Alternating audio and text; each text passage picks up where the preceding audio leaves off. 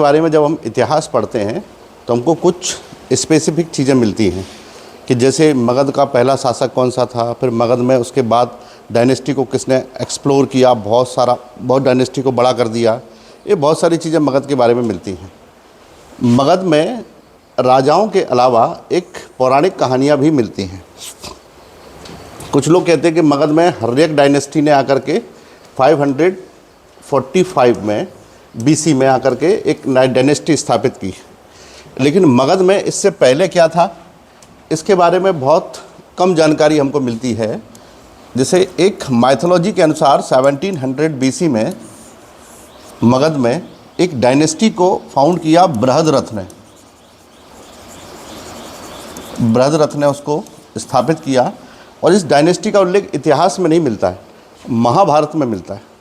तो according to Mahabharata in 1700 BC Brihadratha dynasty was founded by the king Brihadratha himself. उसने ही बृहद्रथ वंश की स्थापना की।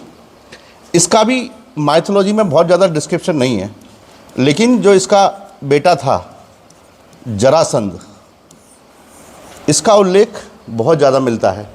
और अगर आप महाभारत में थोड़ा बहुत पढ़े होंगे तो जरासंध को भीम ने मारा था। जरासंध को भीम ने मारा था कृष्ण की सहायता से। और वही जरासंध को मारने के लिए भीम कुरुक्षेत्र से लेकर के कृष्ण के साथ बिहार के क्षेत्रों में गए थे, जहाँ मगध पड़ता है। वहाँ एक जरासंध का अखाड़ा भी बना हुआ है सोनागिरी में, जिससे प्रूफ होता है कि इसी जगह पर भीम और जरासंध का युद्ध हुआ होगा बहुत समय पहले। इसीलिए उस अखाड़े को जरासंधी अखाड़ा या भीमसेनी अखाड़े के नाम से जानते हैं। आर्ट एंड कल्चर जिनने पढ़ा है तो उसमें एक आर्ट पढ़ते हैं हम लोग, आर्ट ऑफ वॉर, युद्ध की कला। तो युद्ध की कला की सबसे पुरानी शैली हमारे यहाँ पर क्या है, कुश्ती सबसे पुरानी शैली है। और जो कुश्ती है सब इसको मल्ल युद्ध कहते थे। और इस मल्ल युद्ध की 2 स्टाइल होती हैं, भीमसेनी भी होती है, जरासंधी भी होती है और हनुमंतिया भी होती है। 3 स्टाइल होती हैं। तो जरासंध का हमको आर्ट एंड कल्चर में, इसके अलावा महाभारत में उल्लेख मिलता है। और जरासंध को महाभारत में एक विलेन के रूप में बताया गया। कृष्ण की सहायता से जरासंध को मारने के बाद पांडवों ने इसके बेटे सुहेल देव को मगध का शासक बनाया, या कह सकते हैं कि उसका उत्तराधिकारी बनाया। उसने पांडवों के लिए काम किया, कुरुक्षेत्र में पांडवों के साथ लड़ा, लेकिन शकुनी ने इसको मार दिया। शकुनी ने इसको मार दिया। इस डायनेस्टी में आखिरी राजा हुआ रिपुजन्य। रिपुजन्य आखिरी राजा हुआ। ऐसा माना जाता है कि 1700 BC के से लेकर के 682 BC तक इसी डायनेस्टी ने शासन किया बृहद्रथ ने। और उसके बाद इस रिपुजन्य को एक पुकिन नाम के उसके ही सेनापति ने मार दिया। और मारने के बाद अपने बेटे को राजा बना दिया, जिसका नाम था प्रद्युत। तो यहाँ पर इसके बाद प्रद्युत वंश की स्थापना हुई 682 BC में, और ये लगभग 545 तक रही, क्योंकि 545 में हमको हर्यक वंश के बारे में जानकारी मिल जाती है। तो before the beginning of Haryaka dynasty in Magad, we have the rulers of Bradarath dynasties, we have rulers from the dynasty of Pradyut। Pradyut वंश के भी शासक हमको मिलते हैं और बृहद्रथ वंश के भी शासक हमको मगध में मिलते हैं। तो यहाँ से मगध बनता है। और कल हम ये समझे हैं कि मगध 16 महाजनपदों में से एक था, पूर्वी महाजनपद था, जिसका आज का एरिया देखेंगे तो बंगाल और बिहार का एरिया होगा, झारखंड का एरिया होगा, उड़ीसा का एरिया होगा। लेकिन ये सब कब हो रहा है, 545 BC में। इसका मतलब है ईसा से 545 वर्ष पूर्व ये उस समय हो रहा है। और कल हम आपको ये भी बताए थे कि rise of mahajanapadas also created so many independent janapadas. महाजनपदों के उदय के साथ साथ कुछ छोटे छोटे जनपदों का भी उदय हुआ, कुछ छोटे छोटे जनपदों का भी उदय हुआ। और उनमें कौन कौन से थे, कल हम बताए थे, याद आ रहा है कुछ जो बच गए थे रिपब्लिक्स, जैसे कपिलवस्तु में रहने वाले शाक्य, ठीक, कुशीनगर में रहने वाले मल्ल, पावापुरी में रहने वाले मल्ल, और उसमें से ही थे पीपली वन में रहने वाले मौर्या, रामग्राम में रहने वाले कोलिये, केसुपत्त में रहने वाले कलाम, केसुपत्त के, और सोमोरिरी के भग, अलकप्प के बुली, इतने, और वैशाली के लिच्छवी। 9 तरह के किंगडम थे। अब इस किंगडम को मैं क्यों याद कर रहा हूँ? इसलिए याद कर रहा हूँ कि इसमें से एक किंगडम का नाम मैंने लिया कपिलवस्तु। कपिलवस्तु जो आज के उत्तर प्रदेश में पड़ता है। इस कपिलवस्तु में कौन से लोग रहते थे? शाक्य। उन शाक्यों के राजा हुआ करते थे जिनका नाम था शुद्धोधन। उस शुद्धोधन राजा के घर में 563 बीसी में एक बच्चे का जन्म हुआ। एक बच्चे का जन्म हुआ, और ये आपको पता है नेपाल के आसपास का एरिया है, नॉर्दर्न उत्तर प्रदेश का एरिया है। तो एक बच्चे का जन्म हुआ। शुद्धोधन कपिलवस्तु के राजा हैं। हर कोई राजा ये चाहता है कि मेरा बेटा ही राजा बने, ये चाहते हैं। और जब उस बच्चे का जन्म हुआ तो उन्होंने कौंडिन्य ऋषि को, उस समय कौंडिन्य ऋषि कपिलवस्तु में थे, जो नेपाल के लिच्छवियों के यहाँ, रामग्राम के पीपली वन के मौर्याओं के यहाँ, रामग्राम के कोलियों के यहाँ घूमते रहते थे और एक जगह पर विश्राम नहीं करते थे। वो ऋषि थे। तो कौंडिन्य ऋषि भविष्य के बारे में भी बताते थे। तो उस बच्चे को कौंडिन्य ऋषि को बताया गया कि ये बच्चा है, इसका भविष्य कैसा होगा। तो कौंडिन्य ऋषि ने ये बताया कि ये बच्चा पूरी दुनिया पर शासन करेगा, मतलब पूरी दुनिया में अपनी ख्याति करेगा। तो शुद्धोधन को निश्चित ही बड़ी खुशी हुई, शुद्धोधन को। लेकिन थोड़ी देर में कौंडिन्य उस बच्चे को देख करके रोने लगे। तो उसने पूछा शुद्धोधन ने कि हे संत, आप इसको देख के रो क्यों रहे? उसने कहा कि जब ये पूरी दुनिया का शासक बनेगा, लोगों के हृदय पर शासन करेगा और पूरा नाम करेगा, तो मैं जिंदा नहीं रहूँगा। क्योंकि उस समय उनकी उम्र काफ़ी थी। उनकी जब ये इसका उत्कर्ष होगा तो मैं इसलिए रो रहा हूँ कि मेरे को इससे जो कुछ सीखना है वो मैं सीख नहीं पाऊँगा, और तब तक मैं मर चुका हूँगा। तब उनको समझ में आया कि ये बालक संत बनेगा, एक ऋषि बनेगा। तो शुद्धोधन को बड़ा बुरा लगा, और शुद्धोधन ने उस बालक को राजा बनाने की ट्रेनिंग बचपन से ही देना शुरू कर दी।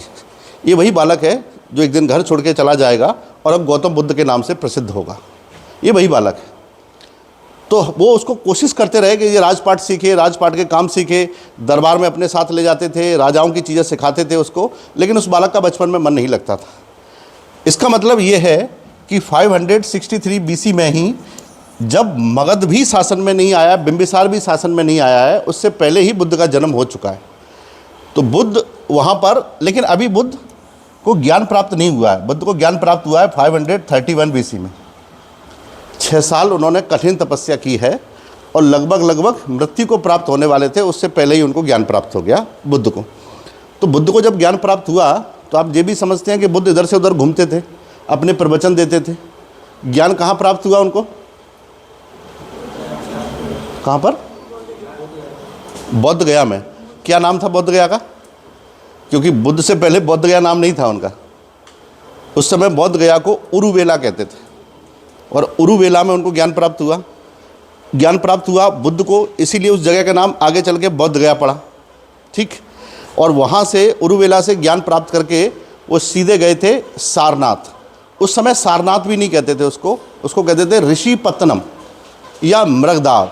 2 नाम होते थे सारनाथ के, या तो ऋषिपत्तनम या मृगदाव। वहाँ पहुँचे, चूँकि वो सारनाथ होके ही बोध गया गए थे, सारनाथ होके ही बोध गया गए थे, और फिर से सारनाथ पहुँचे तो सारनाथ में वो जो 5 ब्राह्मण के कोच है, भीलू, सेमरन और कृत्यास एंड प्रत्युष, जो ब्राह्मण थे, उन सारे ब्राह्मणों ने बुद्ध की शिष्यता ग्रहण की और बुद्ध के शिष्य बने। ये बुद्ध के पहले शिष्य थे। इससे पहले भी बुद्ध को 2 लोग मिले थे, लेकिन बुद्ध ने संघ नहीं बनाया था उस समय। वो थे तपस्सु और मल्लिक, जो उनको रास्ते में मिले थे बोध गया से आते समय।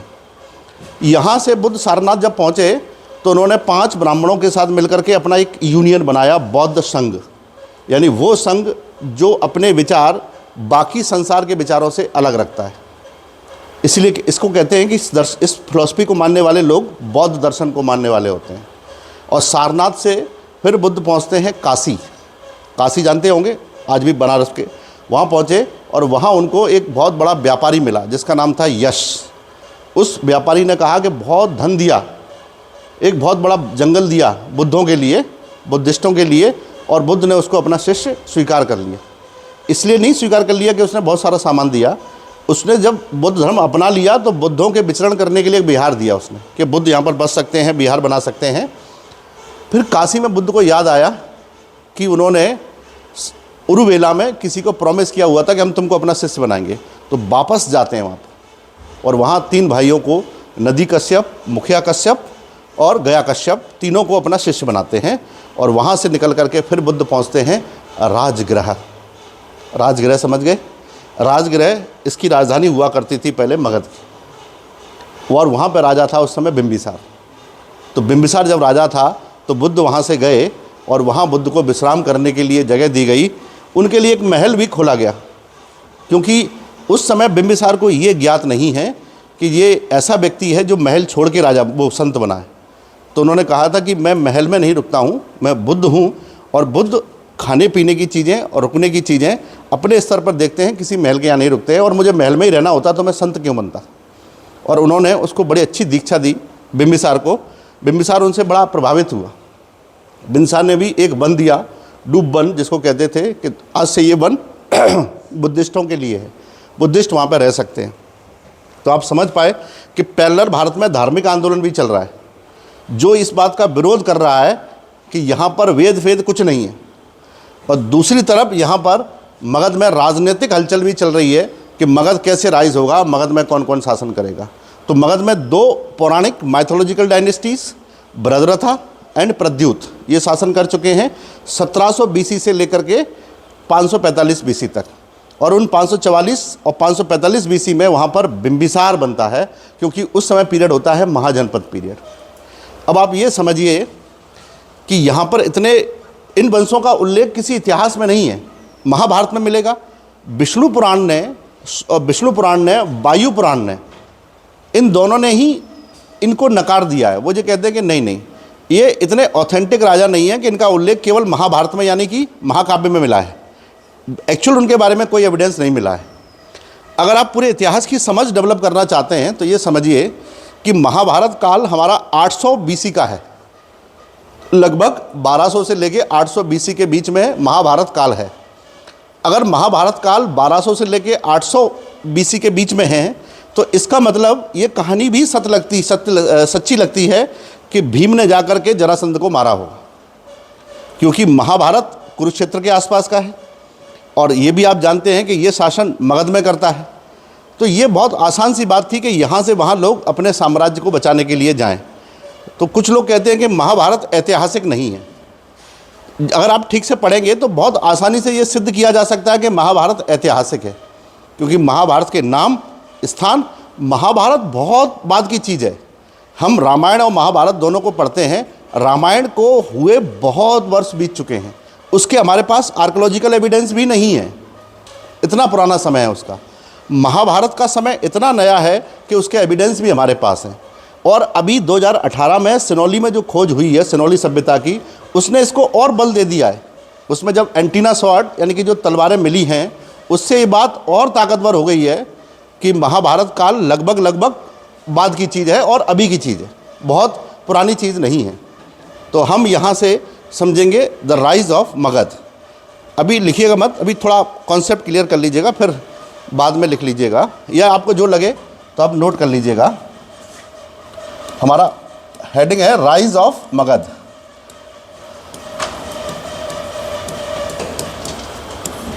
The rise of Magadh, Magadh का उत्कर्ष। ये हमने देखा है कि जो 16 महाजनपद थे उनमें से एक होता है मगध। ठीक, अब यहाँ पर ये देखेंगे कि जब मगध का जो राजा था बिंबिसार, ये साउंड कहाँ से आ रहा है? उसका है। मगध का जो राजा था बिंबिसार, उसने 545 में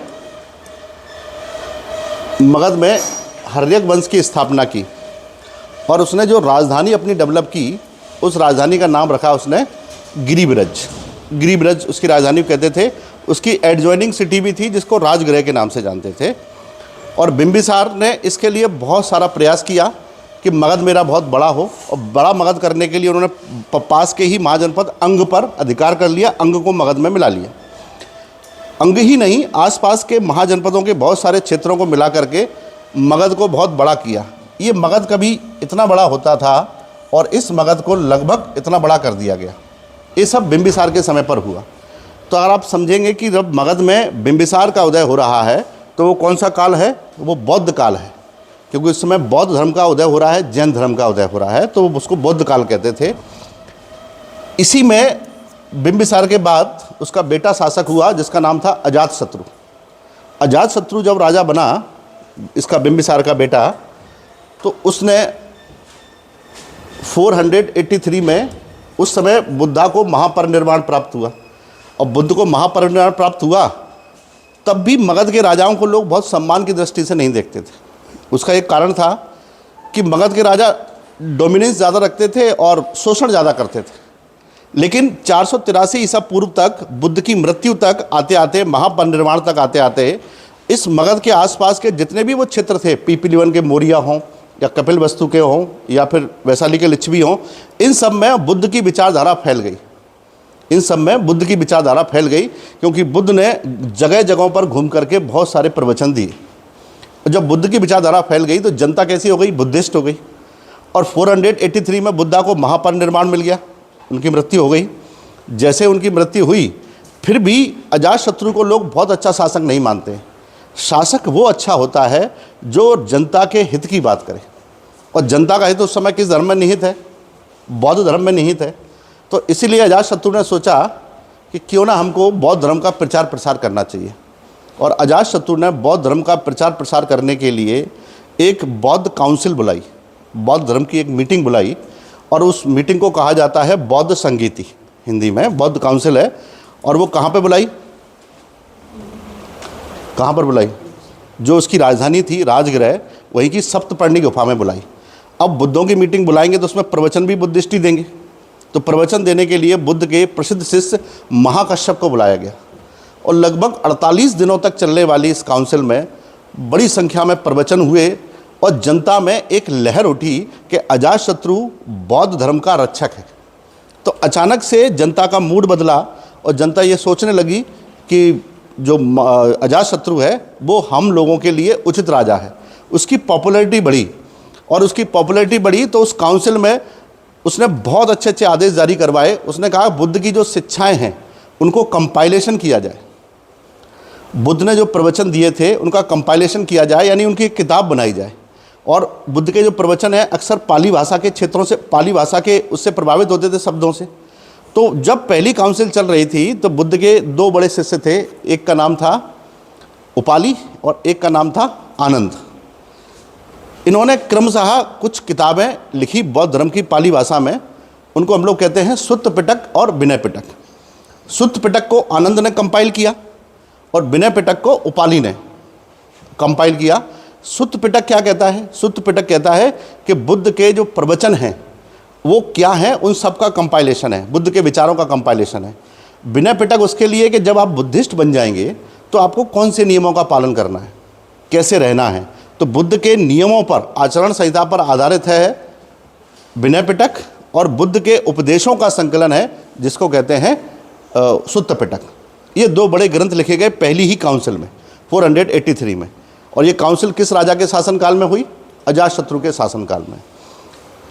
ऐसा भी लिखा हुआ है कुछ ग्रंथों में, जैसे कीर्तवन ग्रंथ में लिखा हुआ है कि अजातशत्रु ने ही, जैन ग्रंथों में भी लिखा हुआ है कि अपने पिता बिंबिसार को मारा था, बिंबिसार को मारा था उन्होंने। इसलिए उस पर यह आरोप भी लगता है कि वो एक पैट्रियार्कल या पैट्रिसाइड रूलर है, पितृहंता वंश है, पिता की हत्या करके गद्दी पर बैठा है। अजातशत्रु ने एक बदलाव किया था कि बिंबिसार जब था तो राजधानी गिरिब्रज हुआ करती थी, अजातशत्रु आया तो उसने राजधानी को बदल के राजगृह कर दिया, और उसी राजगृह में बौद्ध काउंसिल बुलाई। अजातशत्रु की जब मृत्यु हुई तो उसका बेटा राजा बना जिसका नाम था उदयन। उदयन राजा बना तो उदयन ने भी बड़ा परिवर्तन किया। उसने भी राजधानी को राजगृह से हटा करके पाटलिपुत्र ले आया। पाटलिपुत्र उस समय था ही नहीं, उसने पाटलिपुत्र नगर की स्थापना की। गंगा और सोन नदियां जहां मिलती हैं वहां पर उसी के किनारे उसने एक शहर बसाया और उस शहर का नाम रखा पाटलिपुत्र। जब कोई राजा अपना कोई शहर बसाता है तो उसको अपनी राजधानी बनाना चाहता है, और उदयन ने भी उसको अपनी राजधानी बनाया। तो उदयन राजधानी ने बनाया, और उदयन के बाद विवियन जैसे अनेक शासक इस वंश में हुए। कुल मिला के ये है कि उदयन के बाद इस वंश का पतन प्रारंभ हो गया, और 545 बीसी से लेकर के 412 बीसी में ये वंश लगभग समाप्त होने लगा। और इस वंश में इसके एक सेनापति हुआ करते थे जो आखिरी राजा था। कौन था इस वंश का आखिरी राजा? है हर्यक वंश में एक आखिरी राजा भी तो हुआ होगा। कौन था? इसके बाद कौन सा वंश आता है मगध में शासन करने के लिए? है शिशुनाग वंश आएगा। तो शिशुनाग ने किसको मारा था? है बृहद्रथ? नहीं, वो तो मौर्य वंश के थे बृहद्रथ। है उदयन? नहीं, उदयन के बाद तो विवियन शासक हुआ। विवियन के बाद भी शासक हुए। कुछ भी याद नहीं है तुम लोगों को। एक शासक इस वंश में उस समय निखुन करके हुआ। उस शासक को उन्होंने उस शासक के साथ युद्ध लड़ा और शिशुनाग ने नागवंश की स्थापना की। ये कब की होगी? इस समय जब युद्ध लड़ा होगा 412 बीसी में। और जैसे ही कालाशोक इस शिशुनाग ने शासन शुरू किया तो शिशुनाग बहुत समय तक शासन नहीं कर सका। विदिन 18 ईयर उसकी डेथ हो गई। उसके बाद उस वंश का एक और शासक हुआ जो सबसे पॉपुलर हुआ, जिसका नाम था कालाशोक। कालाशोक जब शासक हुआ, शिशुनाग का बेटा, उस कालाशोक को भी ये लगता था कि मैं हर्यक वंश जितना पॉपुलर और अजातशत्रु जितना पॉपुलर हो जाऊं। अगर वो अजातशत्रु के जितना पॉपुलर होना चाहता है तो उसे अजातशत्रु जैसे कार्य भी करने पड़ेंगे। अजातशत्रु के जीवन का सबसे बड़ा कार्य क्या था? बौद्ध काउंसिल को बुलाना, है ना, जिससे जनता में पॉपुलैरिटी हो गई।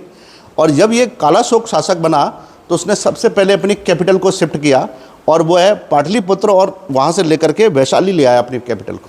कहाँ ले आया? वैशाली। तो लोग कहते थे कि ये राजा बड़ा बदलाव करेगा। उसने ऐसा कोई बदलाव किया नहीं, केवल बौद्ध काउंसिल को बुलाने का आदेश दिया, और दूसरी बौद्ध काउंसिल उन्होंने वैशाली में ही बुलाई। कब? 383 बीसी में, और पहली कब हुई थी? 483 बीसी में। तो दोनों के बीच में 100 ईयर का डिफरेंस है, 100 साल बाद। यानी बुद्ध की मृत्यु के 100 साल बाद काउंसिल बुलाई गई, और इस काउंसिल को संबोधित करने के लिए एक बुद्धिस्ट को बुलाया गया। किसने किया इसको संबोधित? बुद्धिस्ट ने किया था ना, जिनका नाम था साबक मीर। साबक मीर ने इसको संबोधित किया। और इस काउंसिल में कोई किताब तो नहीं लिखी गई, क्योंकि ये काउंसिल चली ही कुल 17 दिन थी, बहुत लंबे समय तक नहीं चली। लेकिन ये बात तय है कि कालाशोक की पॉपुलैरिटी काफ़ी हुई। कालाशोक की पॉपुलैरिटी इस बात को लेकर हुई कि कालाशोक भी जनता के हित की बात करता है। उस समय जो राजा बौद्ध धर्म की बात करेगा उसको बड़ा पॉपुलर राजा माना जाता था। इस कालाशोक के बाद इसी वंश में, शिशुनाग वंश में, एक शासक हुआ जिसका नाम था नंदीवर्धन। अब ध्यान से सुनेंगे कि जो नंदीवर्धन है वो कहाँ का राजा है? मगध का राजा है। किस वंश का है? नाग वंश का राजा है नंदीवर्धन। और ये काफ़ी वृद्ध हो चुका है नंदीवर्धन नाम का राजा। और आपको ये भी पता है कि क्षत्रियों में एक से ज़्यादा विवाह करते हैं लोग। कुछ विवाह ऐसे होते हैं जो अपहरण करके ले आते हैं। अब इस राजा की उम्र काफ़ी थी और विवाह भी इसने लगभग 14-15 किए हुए थे। इसकी जो सबसे छोटी रानी थी, सबसे छोटी रानी और कुछ और रानियां इसको पसंद नहीं करती थी, क्योंकि वो युद्ध में लूट के लाई गई थी, वो उसको पसंद नहीं करती थी। तो नंदीवर्धन के खिलाफ थी वो। नंदीवर्धन धीरे धीरे कमज़ोर हो रहा था और इसने कोई बौद्ध काउंसिल नहीं बुलाई थी, बुद्धों के लिए कोई काम नहीं किया था। तो ये कहते हैं कि ये उस समय सनातन या हिंदू धर्म के लिए प्रचार करता था या बौद्ध विचार को नहीं मानता था। इसी कारण से इसकी पॉपुलैरिटी ज़्यादा रही नहीं। और साइमल्टेनियसली इसके यहाँ पर एक व्यक्ति था जिसका नाम था महापदम नंद, जो इसकी सर्वेंट था, इसके यहाँ नौकरी करता था, सेवक था। महापदम नंद एक बलिष्ठ व्यक्ति था, शारीरिक रूप से काफ़ी ताकतवर था। उसने कुछ इसकी विरोधी रानियों के साथ मिलकर के नंदीवर्धन को मारने का निश्चय किया। वो नंदीवर्धन को मारना चाहता है। ये सब हो रहा है 344 बीसी में। नंदीवर्धन को मारने के लिए उसने ये तय किया, कुछ रानियों के साथ मिलकर के विद्रोह किया और वो चाहता था कि मैं मगध पर शासन करूं रानियों की सहायता से, और अंततः उसने नंदीवर्धन को मार दिया। नंदीवर्धन मर गया, ये बड़ी चालाकी से मारा गया और खबर ये फैलाई गई कि बहुत कोशिश की उसने बचाने की, महापद्म ने, लेकिन उसको बचा नहीं पाए और नंदीवर्धन मर गया। और रानियों ने कहा कि जो हमारा सर्वेंट है, फिलहाल हम, उसने सेनाओं की बहुत नेतृत्व किया है तो हम उसको ही अगला राजा के रूप में स्वीकार कर लेते हैं। क्या ये राजा बनेगा तो सब लोग स्वीकार कर लेंगे? नहीं करेंगे। नंदीवर्धन का उस समय एक बेटा भी था जिसका नाम था सूर्यगुप्त, और ये उस समय इसकी उम्र बहुत ज़्यादा नहीं है, तो सूर्यगुप्त मगध में ही रहा। महापद्म नंद जब राजा बना तो उसने 344 से लेकर के 322 तक शासन किया है। उसके वंश ने, जिसको कहते हैं रूलर्स ऑफ नंद, नंद का रूल यहाँ पर था। और यहाँ पर जो महापद्म नंद है, इस महापद्म नंद ने राजा तो बना, लेकिन जो सूर्यगुप्त है उसको उसने एक अच्छे पद पर नियुक्त किया। उसने उसको भगाया नहीं कहीं, ना ही मारा उसको, एक अच्छे पद पर नियुक्त किया। चूँकि वो कम पढ़ा लिखा था और मगध में उस समय ब्राह्मणों का बड़ा बोलबाला था, मगध में ब्राह्मणों का बड़ा बोलबाला था और ब्राह्मण ही योग्य थे वहाँ पर। ब्राह्मणों को मंत्री बनाए बिना आप शासन नहीं कर सकते थे। ये परंपरा बिहार में आज भी चलती है। अगर आप ये देखेंगे वहाँ पर, तो महापद्म नंद के जीवन का सबसे अच्छा काम था कि उसने मगध का प्रशासन ब्राह्मणों के हाथों में सौंपा कि आप निर्णय लेंगे। उसके प्रशासन को चलाने के लिए एक मंत्री को नियुक्त किया गया, महामंत्री, जिनका नाम था सक्तार, और एक और व्यक्ति को नियुक्त किया गया मंत्री जिनका नाम था कात्यायन, और एक और थे जिनको नियुक्त किया गया जिनका नाम था चड़क। ये तीन उसने मंत्री बनाए। एक शिक्षक थे चड़क, चड़क मतलब उनके सलाहकार हुआ करते थे, और एक महामंत्री थे सक्तार, और एक कात्यायन जो उनके मंत्री थे। इन तीन ब्राह्मणों ने मगध में मोर्चा संभाल लिया कि प्रशासन हम लोग चलाएंगे। एक और ब्राह्मण था जिसका नाम था राक्षस। ये उसका अमात्य, यानी कि एक महामंत्री बना जो उसके साथ रहता था, उसको सलाह भी देता था। राक्षस का एक असिस्टेंट भी हुआ करता था जिसका नाम था गिरिका। गिरिका था जेलर वहाँ पर, उसको जेलर बनाया गया। ये सभी ब्राह्मण हैं।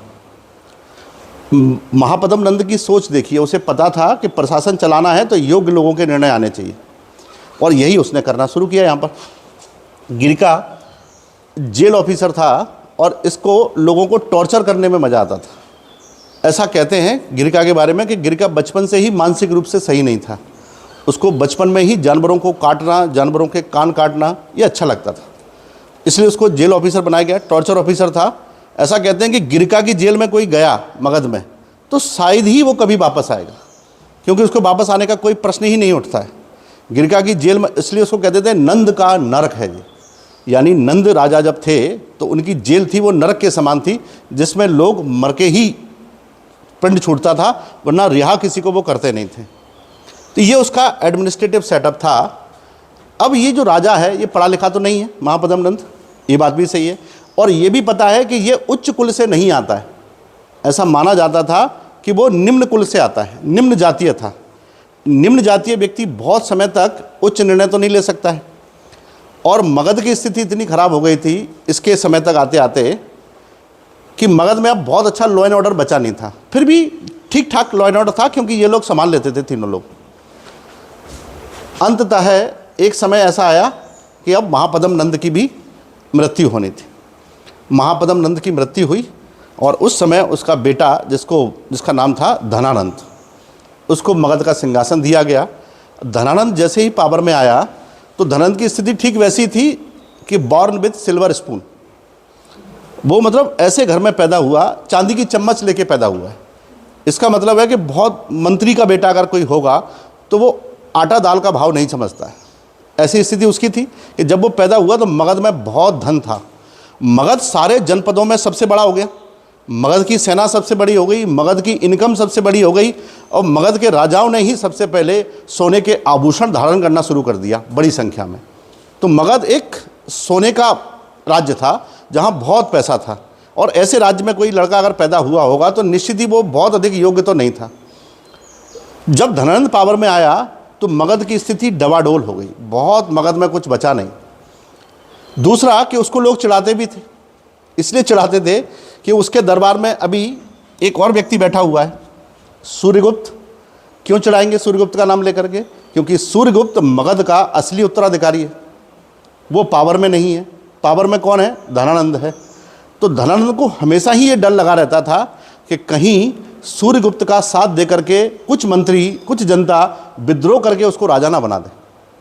ये डर उसके मन में हमेशा रहता था, धनानंद के मन में। यही कारण था कि उसने एक निर्णय लिया कि हम सूर्यगुप्त को मगध में रहने की अनुमति नहीं देंगे। उसने कहा कि सूर्यगुप्त मगध में नहीं रह सकते हैं। सूर्यगुप्त ने मगध छोड़ दिया, और सूर्यगुप्त ने मगध छोड़ा तो मगध से लगभग 240 किलोमीटर के दूर वो वहाँ पर पहुँचे, जहाँ पर एक छोटा सा गणराज्य था, और उस गणराज्य को कहते थे मौर्य गणराज्य, और उसके क्षेत्र का नाम था पीपलीवन। आपको ये भी पता है पीपलीवन में कौन लोग रहते हैं? मौर्य लोग रहते हैं, है ना। और वहाँ वो रहने लगा। उसकी उम्र भी इस समय 15-16 वर्ष की हो चुकी थी, लगभग युवा हो रहा था वो, और वहीं वो रहा। अब इस कहानी को वापस इधर आते हैं मगध में। वो तो चला गया मगध छोड़ करके। धनानंद ने मगध में हाहाकार मचा दिया। उसके मंत्री सारा दिन मदिरापान करते रहते थे, महिलाओं का शोषण करना, महिलाओं की डेड बॉडी अक्सर तालाबों के किनारे मिल जाती थी। टेक्स्ट के अनुसार, जैसा कि अपन लोग उसके बारे में समझ पाते हैं कि वहाँ लॉ एंड ऑर्डर नाम की कोई चीज़ बची ही नहीं, सब तरफ अपराध फैल गया। ऐसी स्थिति में ये तीनों ही राजा के खिलाफ हो गए। उन्होंने कहा नहीं राजा से, लेकिन मन ही मन राजा के दुश्मन हो गए। राजा को वो पसंद नहीं करते थे। तो सक्तार महामंत्री है, कात्यायन मंत्री है, चड़क उसका एक सलाहकार है, छोटा मंत्री है। चड़क को ये बात बिल्कुल पसंद नहीं आती थी, और चड़क अक्सर उसका विरोध करते थे, कहीं भी उसका विरोध करते थे, और जनता में जाकर बताते थे कि ये राजा योग्य नहीं है, ये राजा मगध का प्रशासन नहीं चला सकता है। जब ऐसी खबरें धनानंद तक पहुंचती थी तो उसे ये लगता था कि ये मेरा विरोधी है और ये मेरे साम्राज्य को समाप्त कर देगा। चूंकि चड़क बहुत योग्य था तो उसकी बात बहुत लोग मानते थे, चड़क की बात। तो धीरे धीरे करके उसके बीच में मन मिटाव, ये बात धनानंद को भी पता लग गई कि चड़क मुझे पसंद नहीं करता है, लेकिन उसके मुंह पर कोई कहता नहीं था। और वो ऐसी योजनाएं बनाता था जिन योजनाओं का कोई भी लॉजिक नहीं होता था। जैसे कि किसी ऐसे राज्य पर आक्रमण करो जहां का राजा किसी और जगह आक्रमण करने गया हो, तो वहां पर राजा तो होगा नहीं, स्त्रियां होंगी, उनको अपन लोग जीत लाएंगे। ऐसे ही आदेशों का विरोध करता था चड़क। और अचानक धनानंद को किसी ने खबर दी कि ये चड़क आपको किसी दिन मृत्यु लोक पहुंचा देगा, ये चड़क आपके साम्राज्य को ढहा देगा। और ये मनमुटाव इतना बढ़ गया कि एक दिन जब वो योजना बना रहा था तो चड़क ने दरबार में खड़े होकर उसका विरोध किया कि ये अधर्म है, ये एक राजा का धर्म नहीं है। चड़क के इस आदेश, इस विरोध के कारण से उसको बहुत गुस्सा आया, और वो पहले से ही चड़क के विरुद्ध था। उसने सैनिकों को बुलाया कि इस बूढ़े ब्राह्मण को पकड़ के ले जाओ और इसको मृत्यु के घाट उतार दो। और उन्होंने ऐसा ही किया, चड़क की गर्दन काट दी। चड़क की गर्दन काट दी गई और वहीं दरबार के पास, महल के पास एक पेड़ से लटका दी गई। चड़क की जान चली गई। चड़क के दोनों जो दोस्त थे, सक्तार और कात्यायन, अब डर के मारे वो भी कुछ नहीं बोल सकते, क्योंकि उन्हें पता है बोलने का नतीजा क्या है धनानंद के पास बोलने के लिए। उस समय चड़क का एक छोटा बेटा था जिसको कहते थे विष्णु, उसका नाम था विष्णु, सही नाम था उसका विष्णुगुप्त। ये वही विष्णुगुप्त है जो आगे चल के चाणक्य बनेगा। ये वही विष्णुगुप्त है जैसे हम लोग कौटिल्य कहेंगे। कितने नाम हैं चाणक्य के? विष्णुगुप्त, चाणक्य, कौटिल्य, तीन ही हैं। उसको द्रामिल भी कहते हैं, उसका द्रामिल भी नाम है। उसको पक्षिल स्वामी भी कहते हैं, और उसको वात्स्यायन भी कहते हैं। 6 नाम मिलते हैं चाणक्य के, 6 नाम हैं। तो अभी तो बच्चा बहुत छोटा है विष्णुगुप्त। विष्णुगुप्त को बहुत रोष आया। उसने कहा कि मैं धनानंद से बदला लूँगा। क्या एक छोटा सा बच्चा इतने बड़े साम्राज्य के राजा से बदला ले सकता है? नहीं ले सकता है। वो तो अपने पिता का अंतिम संस्कार भी नहीं कर पाया क्योंकि मुंडी नहीं है। 2 दिन वेट करने के बाद रात्रि में कात्यायन की सहायता से उस मुंडी को लाया गया और वहीं साहगौरा नदी के किनारे उसको रख करके उसका अंतिम संस्कार कर दिया गया। और उसने कसम भी खाई कि धनानंद मेरा सबसे बड़ा दुश्मन है जीवन का, धनानंद मेरे जीवन का सबसे बड़ा दुश्मन, लेकिन वो बालक इतना छोटा था कि कुछ कर नहीं सकता था। तो कात्यायन जी समझते थे कि अगर ये गुस्से में कुछ कहेगा तो धनंजय को 1 मिनट भी नहीं लगेगा, कहेगा कि इसको भी मार दो। इसलिए उसने उस बच्चे की सुरक्षा के लिए उसे कुछ पैसा दिया और पैसा दे करके उसे एक चिट्ठी दी और उसे पश्चिम दिशा की ओर जाने के लिए कहा। और वो बालक वहाँ से चला। लगभग 11 महीने तक उसने यात्राएं की हैं।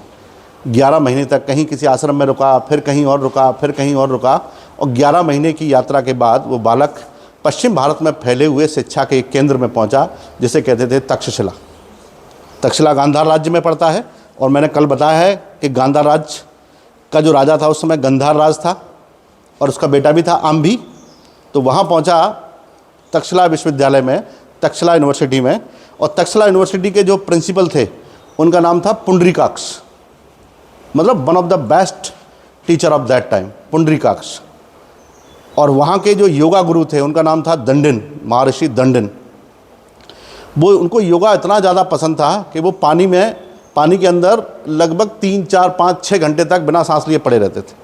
उनका योगा इस स्तर का था। तो ऐसे तो वहाँ पे टीचर होते थे तक्षशिला में। अब उसमें एडमिशन कैसे हो, आप उसको समझिए चीज़ों को, कि तक्षशिला में एडमिशन के लिए ये माना जाता था कि वहाँ राजा महाराजाओं के बच्चे ही पढ़ते। क्योंकि आपने कभी ये नहीं पढ़ा होगा कि तक्षशिला को किसने बनाया, पढ़ा है कभी किसी ने? नहीं। आपने ये पढ़ा होगा नालंदा किसने बनाया, ये पढ़ा होगा विक्रमशिला किसने बनाया। तक्षशिला को उस समय के कुछ ग्रीक इन्फ्लुएंस वाले भारतीय शासकों ने और मिल करके, लगभग जिनकी संख्या 20 से भी ज़्यादा थी, उन्होंने अपने बच्चों के लिए एक शिक्षा केंद्र बनाया जहाँ राजा महाराजाओं के बच्चे पढ़ते थे और वहाँ पर वैदिक शिक्षाएँ लेते थे। वो ऐसी जगह पर एडमिशन कैसे होगा, वो तो गरीब ब्राह्मण। तो वो जब पहुंचा वहाँ तो सर्दियों का सीजन था, और वहाँ पर उसने वो चिट्ठी द्वारपाल को दिखाई तो उसने कहा कि पुंडरीकाक्ष अंदर मिलेंगे। पुंडरीकाक्ष उस समय ध्यान कर रहे हैं, और वो बालक जिसके कपड़े भी फट चुके हैं वो बाहर बैठा है। जब उनकी ध्यान टूटा तो उसने मुझसे पूछा कि बालक तुम कौन, तो उन्होंने बताया और वो चिट्ठी हाथ में दी। उस चिट्ठी में, ये चिट्ठी किसने दी थी उसको? कात्यायन ने। कात्यायन ने उस चिट्ठी में लिखा था पुंडरीकाक्ष के लिए, क्योंकि पुंडरीकाक्ष जब पढ़ते थे वहाँ पर तक्षशिला में तो कात्यायन भी पढ़ते थे वहाँ पर, और कात्यायन के पिताजी ठीक ठाक थे, तो पुंडरीकाक्ष का पूरा खर्चा वहाँ पर कात्यायन के पिताजी ने उठाया था। तो उस चिट्ठी का मतलब ये था सीधा सीधा कि इस बालक को तुम्हारे आशीर्वाद की ज़रूरत है और इसको वहाँ पर एडमिशन कराइए कैसे भी करके। तो वो तो समझ गए, और उसने कुछ पोटली दी, उसमें कुछ मुद्राएं थी जो बच गई थी उसके पास। तो उसने कहा इनको अपने पास रखो, तुम्हारा जो भी यहाँ पर होगा वो मैं देखता हूँ। और फिर अगले सुबह उसका इंटरव्यू होना था। एडमिशन तो इंटरव्यू से होगा। इंटरव्यू लेने के लिए महीदीप को बुलाया गया, जो वहाँ पर इंटरव्यू डिपार्टमेंट के प्रमुख माने जाते थे, पुंडरीकाक्ष के असिस्टेंट थे।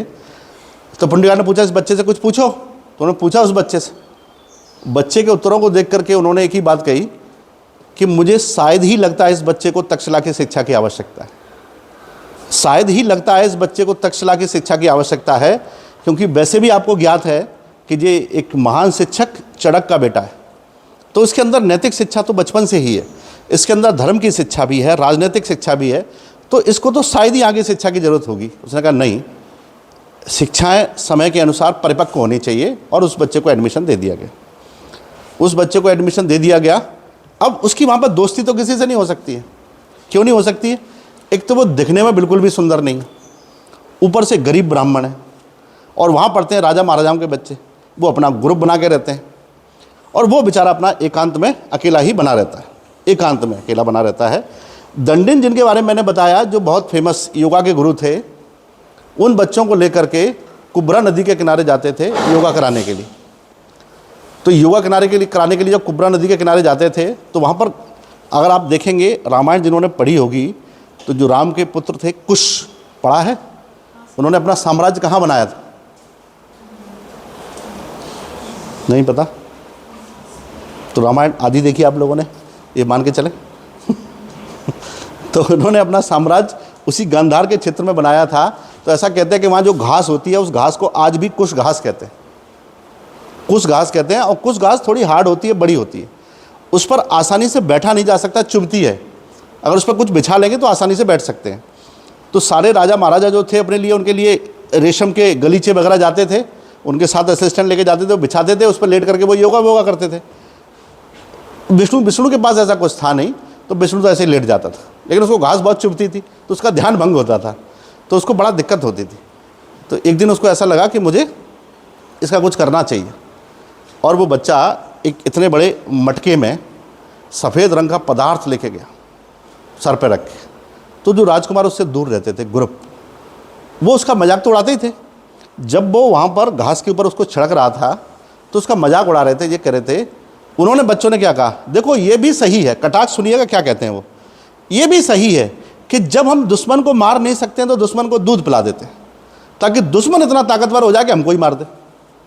वो क्या कहना चाह रहे हैं कि ये चाणक्य सही नहीं कर रहा है, ये विष्णु सही नहीं कर रहा है कि दुश्मन को ही दूध पिला रहा है, दुश्मन को दूध पिला के दुश्मन बड़ा हो जाएगा, हमको मार देगा, तो ये भी सही है, इसमें क्या बुराई है, अपन खुद उसको नहीं मार पा रहे हैं।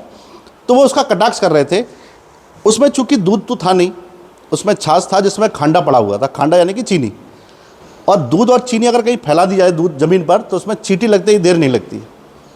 अगले कुछ ही घंटों में वहाँ इतनी चींटियाँ हुई कि जिन्होंने 2-3 दिन में पूरी घास ख़त्म कर दी। चींटियों की दुश्मन होती है घास, पूरी घास ख़त्म हो गई। जैसे ही वहाँ से घास ख़त्म हुई तो उन बच्चों को समझ में आया कि पूछा उससे कि विष्णु उसमें क्या था, तो विष्णु ने बताया। तो उनसे पूछा ऐसा क्यों, तो विष्णु ने उसी कुब्रा नदी के किनारे टहलते हुए उनको बताया कि दुश्मन का दुश्मन हमेशा ही दोस्त होता है।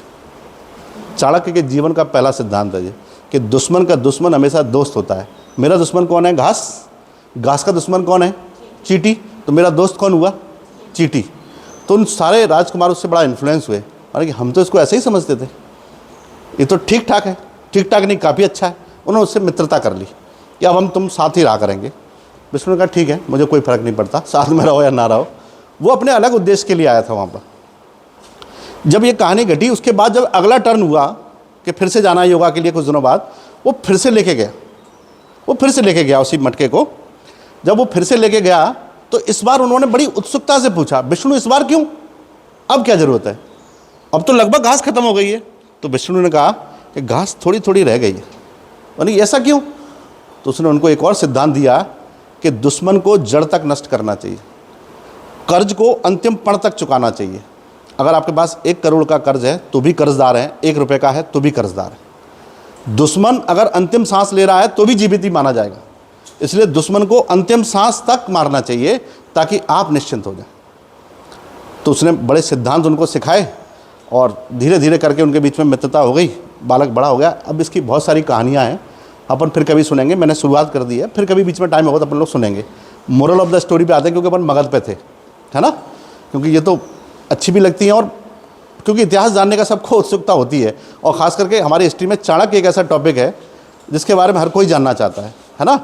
और हर कोई, आपने देखा होगा, आप सोशल मीडिया भी यूज़ करते होंगे, कोई आदमी कुछ भी कह देगा, नीचे चाणक्य का फोटो लगा देगा, तो लोगों को लगता है उसकी ऑथेंटिसिटी इतनी है कि हर आदमी इसको पढ़ेगा फिर कि चलो चाणक्य ने ये भी कहा है, चाणक्य ने ये भी कहा है। हर बात चाणक्य ने नहीं कही है, कुछ ही बातें चाणक्य ने कही है राजनीतिक सिद्धांत के रूप में, लेकिन हम हर बात को चाणक्य के साथ जोड़ देते हैं क्योंकि चाणक्य का नाम इतना बड़ा है कि उसके फोटो लगाते ही, उसका नाम लिखते ही हर कथन, हर कोटेशन महत्वपूर्ण हो जाती है। ये चाणक्य के साथ है। तो बेसिकली चाणक्य ने बहुत कम चीज़ें कही हैं, स्पष्ट चीज़ें कही हैं, हर चीज़ चाणक्य ने नहीं कही है। तो आप भी समझ जाइए हर चीज़ चाणक्य की नहीं है। हम बिना पढ़े ही चाणक्य के बारे में कोटेशन नहीं दे सकते। चाणक्य को पढ़ने के लिए बहुत सारा लिटरेचर है। चाणक्य लिटरेचर अपने आप में बहुत बड़ा है। हम इतिहास पढ़ते हैं, इतिहास में एक किताब पढ़ ली, और एक किताब बहुत फेमस आजकल चलती है मार्केट में, उसको कहते हैं चाणक्य नीति। उसको बहुत सारे पब्लिकेशन निकालते हैं चाणक्य नीति को, लेकिन मेरे को वो ठीक नहीं लगी। उसमें बहुत सारी चीज़ें उन्होंने सही नहीं दी हैं चाणक्य के अनुसार। चाणक्य की किताबें आप पढ़ेंगे तो दीपक चोपड़ा को पढ़ेंगे तो उन्होंने लिखा है चाणक्य के बारे में, थोड़ा इंग्लिश में है लेकिन बहुत अच्छा लिखा है। चाणक्य के बारे में लगभग 60 से 70 किताबें अवेलेबल है ना।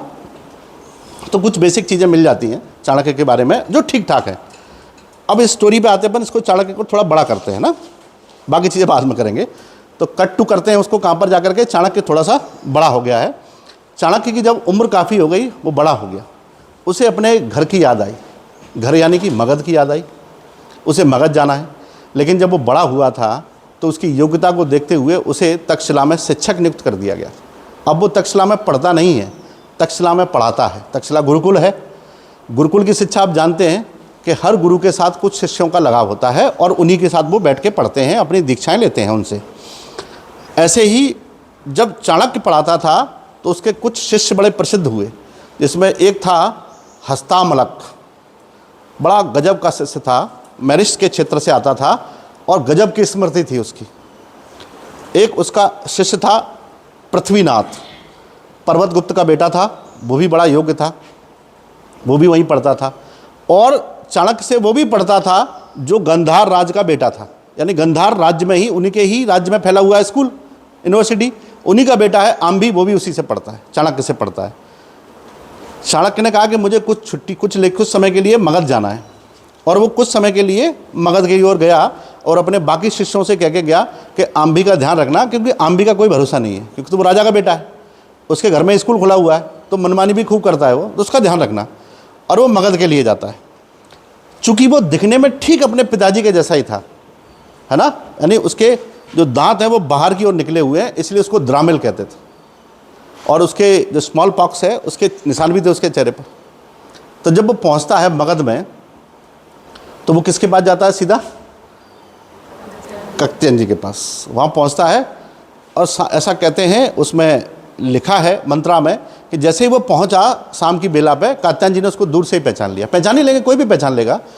उसने उसको चरण स्पर्श किया और उनसे पूछा, कुछ जानकारी ली, लेकिन जैसे ही जब वहाँ पहुँचने से पहले मगध की सीमा में घुसा था वो, तो उसकी किसी ने तलाशी नहीं ली। अगर आप किसी राज्य में जाते हैं तो आपकी तलाशी होती है, आप एयरपोर्ट पे जाएंगे तो कस्टम वाले आपकी तलाशी लेंगे कि आप कहाँ से आए हैं, कोई जासूस तो नहीं है, आपकी पहचान तो होनी चाहिए। तो अगर मैं मगध में घुसा हूँ, किसी ने मेरी तलाशी नहीं ली, मगध के सैनिक तो पिए पड़े। उसने कहा मगध में तो कुछ है ही नहीं, और जगह जगहों पर लड़ाइयाँ हो रही थी, लोग लड़ रहे थे, किसी को सजाएं हो रही थी। तो उससे कहता था मगध में न्याय नाम की कोई चीज़ नहीं है, जस्टिस है ही नहीं मगध में, मगध तो सब लगभग डिस्ट्रॉय हो चुका है। तो उसने कात्यायन जी से पूछा कि मगध में न्याय कहाँ है? फिर उसने पूछा कि मेरी माँ कहाँ है ना, बैतरणी उसकी माँ थी। उसने कहा मेरी माँ कहाँ है? उसने कहा तुम्हारी माँ का 2 वर्ष पहले ही इंतकाल हो गया, तुम्हारे पिता के वियोग में हमने उनको तुम्हारे मामा जी के यहाँ भेज दिया था, जो अंग के पास था, और वो वहीं रहती थी, और 2 वर्ष पहले उनका इंतकाल हो गया। अब उसके जीवन में कोई नहीं है, पिताजी भी मर चुके थे बहुत पहले ही, और उसकी माँ भी नहीं है। लेकिन एक मंत्री का नाम मैंने आपको बोर्ड पर लिखा था, सक्तार, महामंत्री जो थे। सक्तार की एक बेटी थी जिसका नाम था सुवासिनी, और सक्तार जी हमेशा ये चाहते थे कि सुवासिनी का विवाह चाणक्य से हो, विष्णु से हो, यानी उनके बीच में एंगेजमेंट जैसा कुछ हुआ। उसकी शादी बचपन में तय हुई, विष्णु की शादी सुवासिनी से होनी चाहिए। तो उसने पूछा कि सुवासिनी कहाँ है? तो वो थोड़ी देर के लिए खामोश रहे। फिर उन्होंने कहा बताइए, कुछ तो अनुचित है, वरना आप इतनी देर खामोश नहीं रहते। तो उसने कहा कि सुवासिनी को धनानंद ने अपने महल में नर्तकी बना दिया, डांसर बना दिया। वो मगध में ही रहती है और महल में डांस करती है। और डांसर होने का मतलब आप समझते हैं अच्छे से, डांसर होने का मतलब है वहाँ एक तरह से उस महिला का मिसयूज़ करना। उसने पूछा सक्तार जी कहाँ हैं, जो सुवासिनी के फादर हैं? उसने कहा वो मगध की जेल में। तब उसने कहा कि मेरा कथन सही है, मगध में न्याय नाम की कोई वस्तु नहीं है। जिस राज्य का महामंत्री जेल में, जिस राज्य में सड़कों के किनारे दंगे हो रहे हों, जिस राज्य में कोई तलाशी ना हो रही हो, उस राज्य में आप न्याय तो कह ही नहीं सकते, न्याय है ही नहीं। तो उसको बड़ा दुख हुआ, वो रुका। वो कभी धनानंद से तो मिला नहीं था। जब वहाँ रुका तो उसने कहा कात्यायन जी से कि मुझे कृपया करके दरबार में ले चलिए एक दिन के लिए। तो उसने कहा दरबार में क्या करोगे तुम? मैंने कहा दरबार में देखा ही नहीं कभी, मगध का दरबार, मेरे पिताजी वहाँ बैठा करते थे। तो उसके कहने पर वो ले गया। भाई मंत्री के लिए बहुत आसान है किसी को दरबार में ले जाना। तो दरबार जब लगा तो धनानंद भी बैठा हुआ है, और उधर कात्यायन जी भी बैठे हुए हैं, विष्णु भी बैठा हुआ है, सभी लोग बैठे हुए हैं। अब किसी का ध्यान नहीं है कि यहाँ पर कौन कौन है।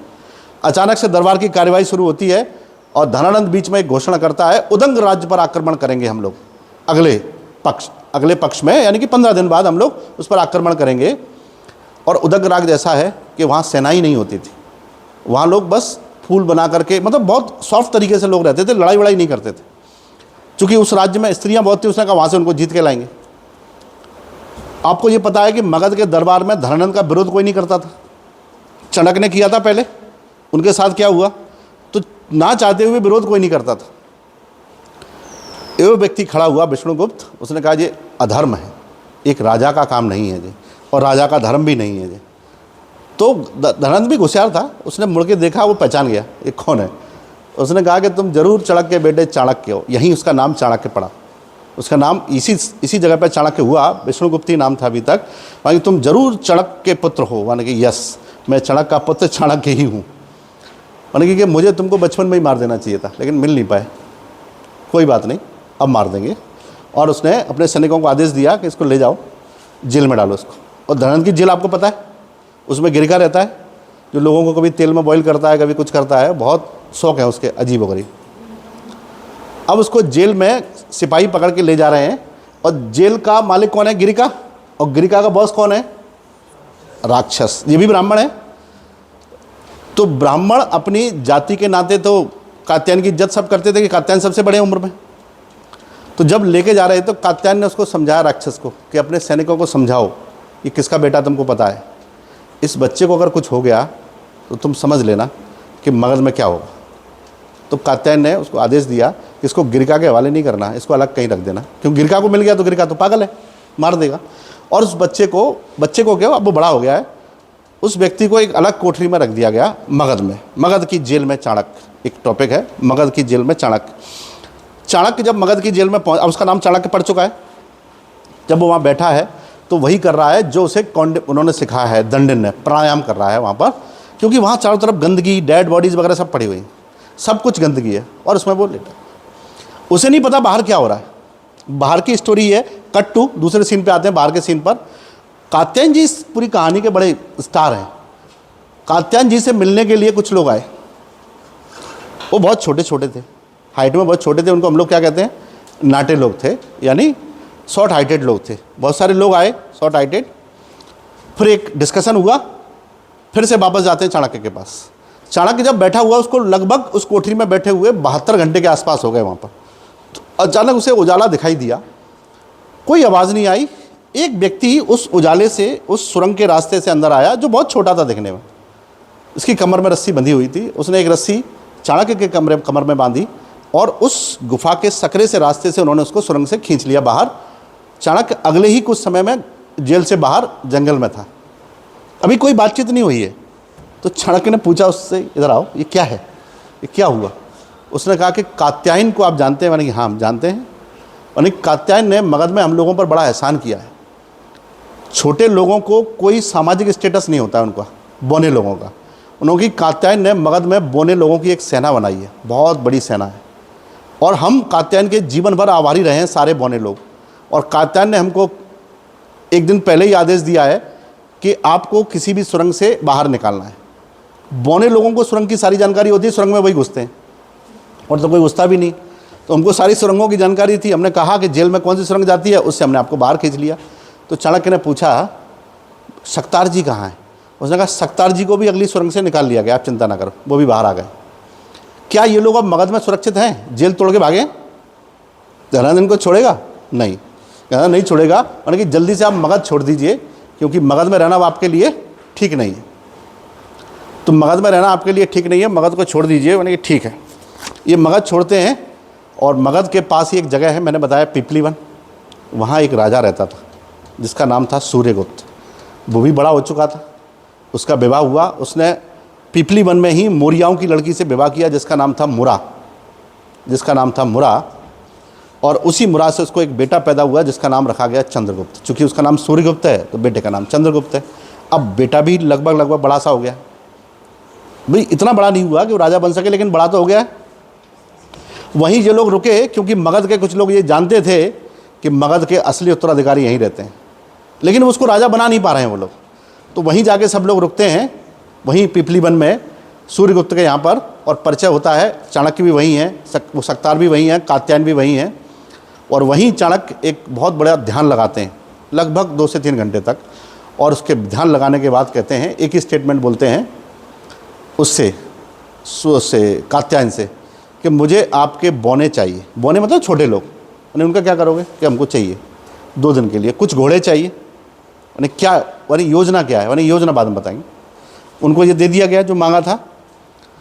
उसने उन सारे बौने लोगों की एक वो बनाई, मीटिंग ली, और उनसे कहा कि अपन को क्या करना है। तो उनको उसने निर्देशित किया कि हमको सारी सुरंगों की जानकारी चाहिए। सारी सुरंगों की जानकारी इकट्ठी की, तो सारी सुरंगें एक महासुरंग में जाके मिलती हैं, और महासुरंग जाती है सीधी की सीधी खजाने के पास से, जहाँ मगध का खजाना रखा जाता है। खजाना उस समय सुरंगों में ही रखा जाता था, जिसकी जानकारी बहुत कम लोगों को होती थी। हाँ, सुरंगों की जानकारी बहुत ज़्यादा लोगों को होती थी।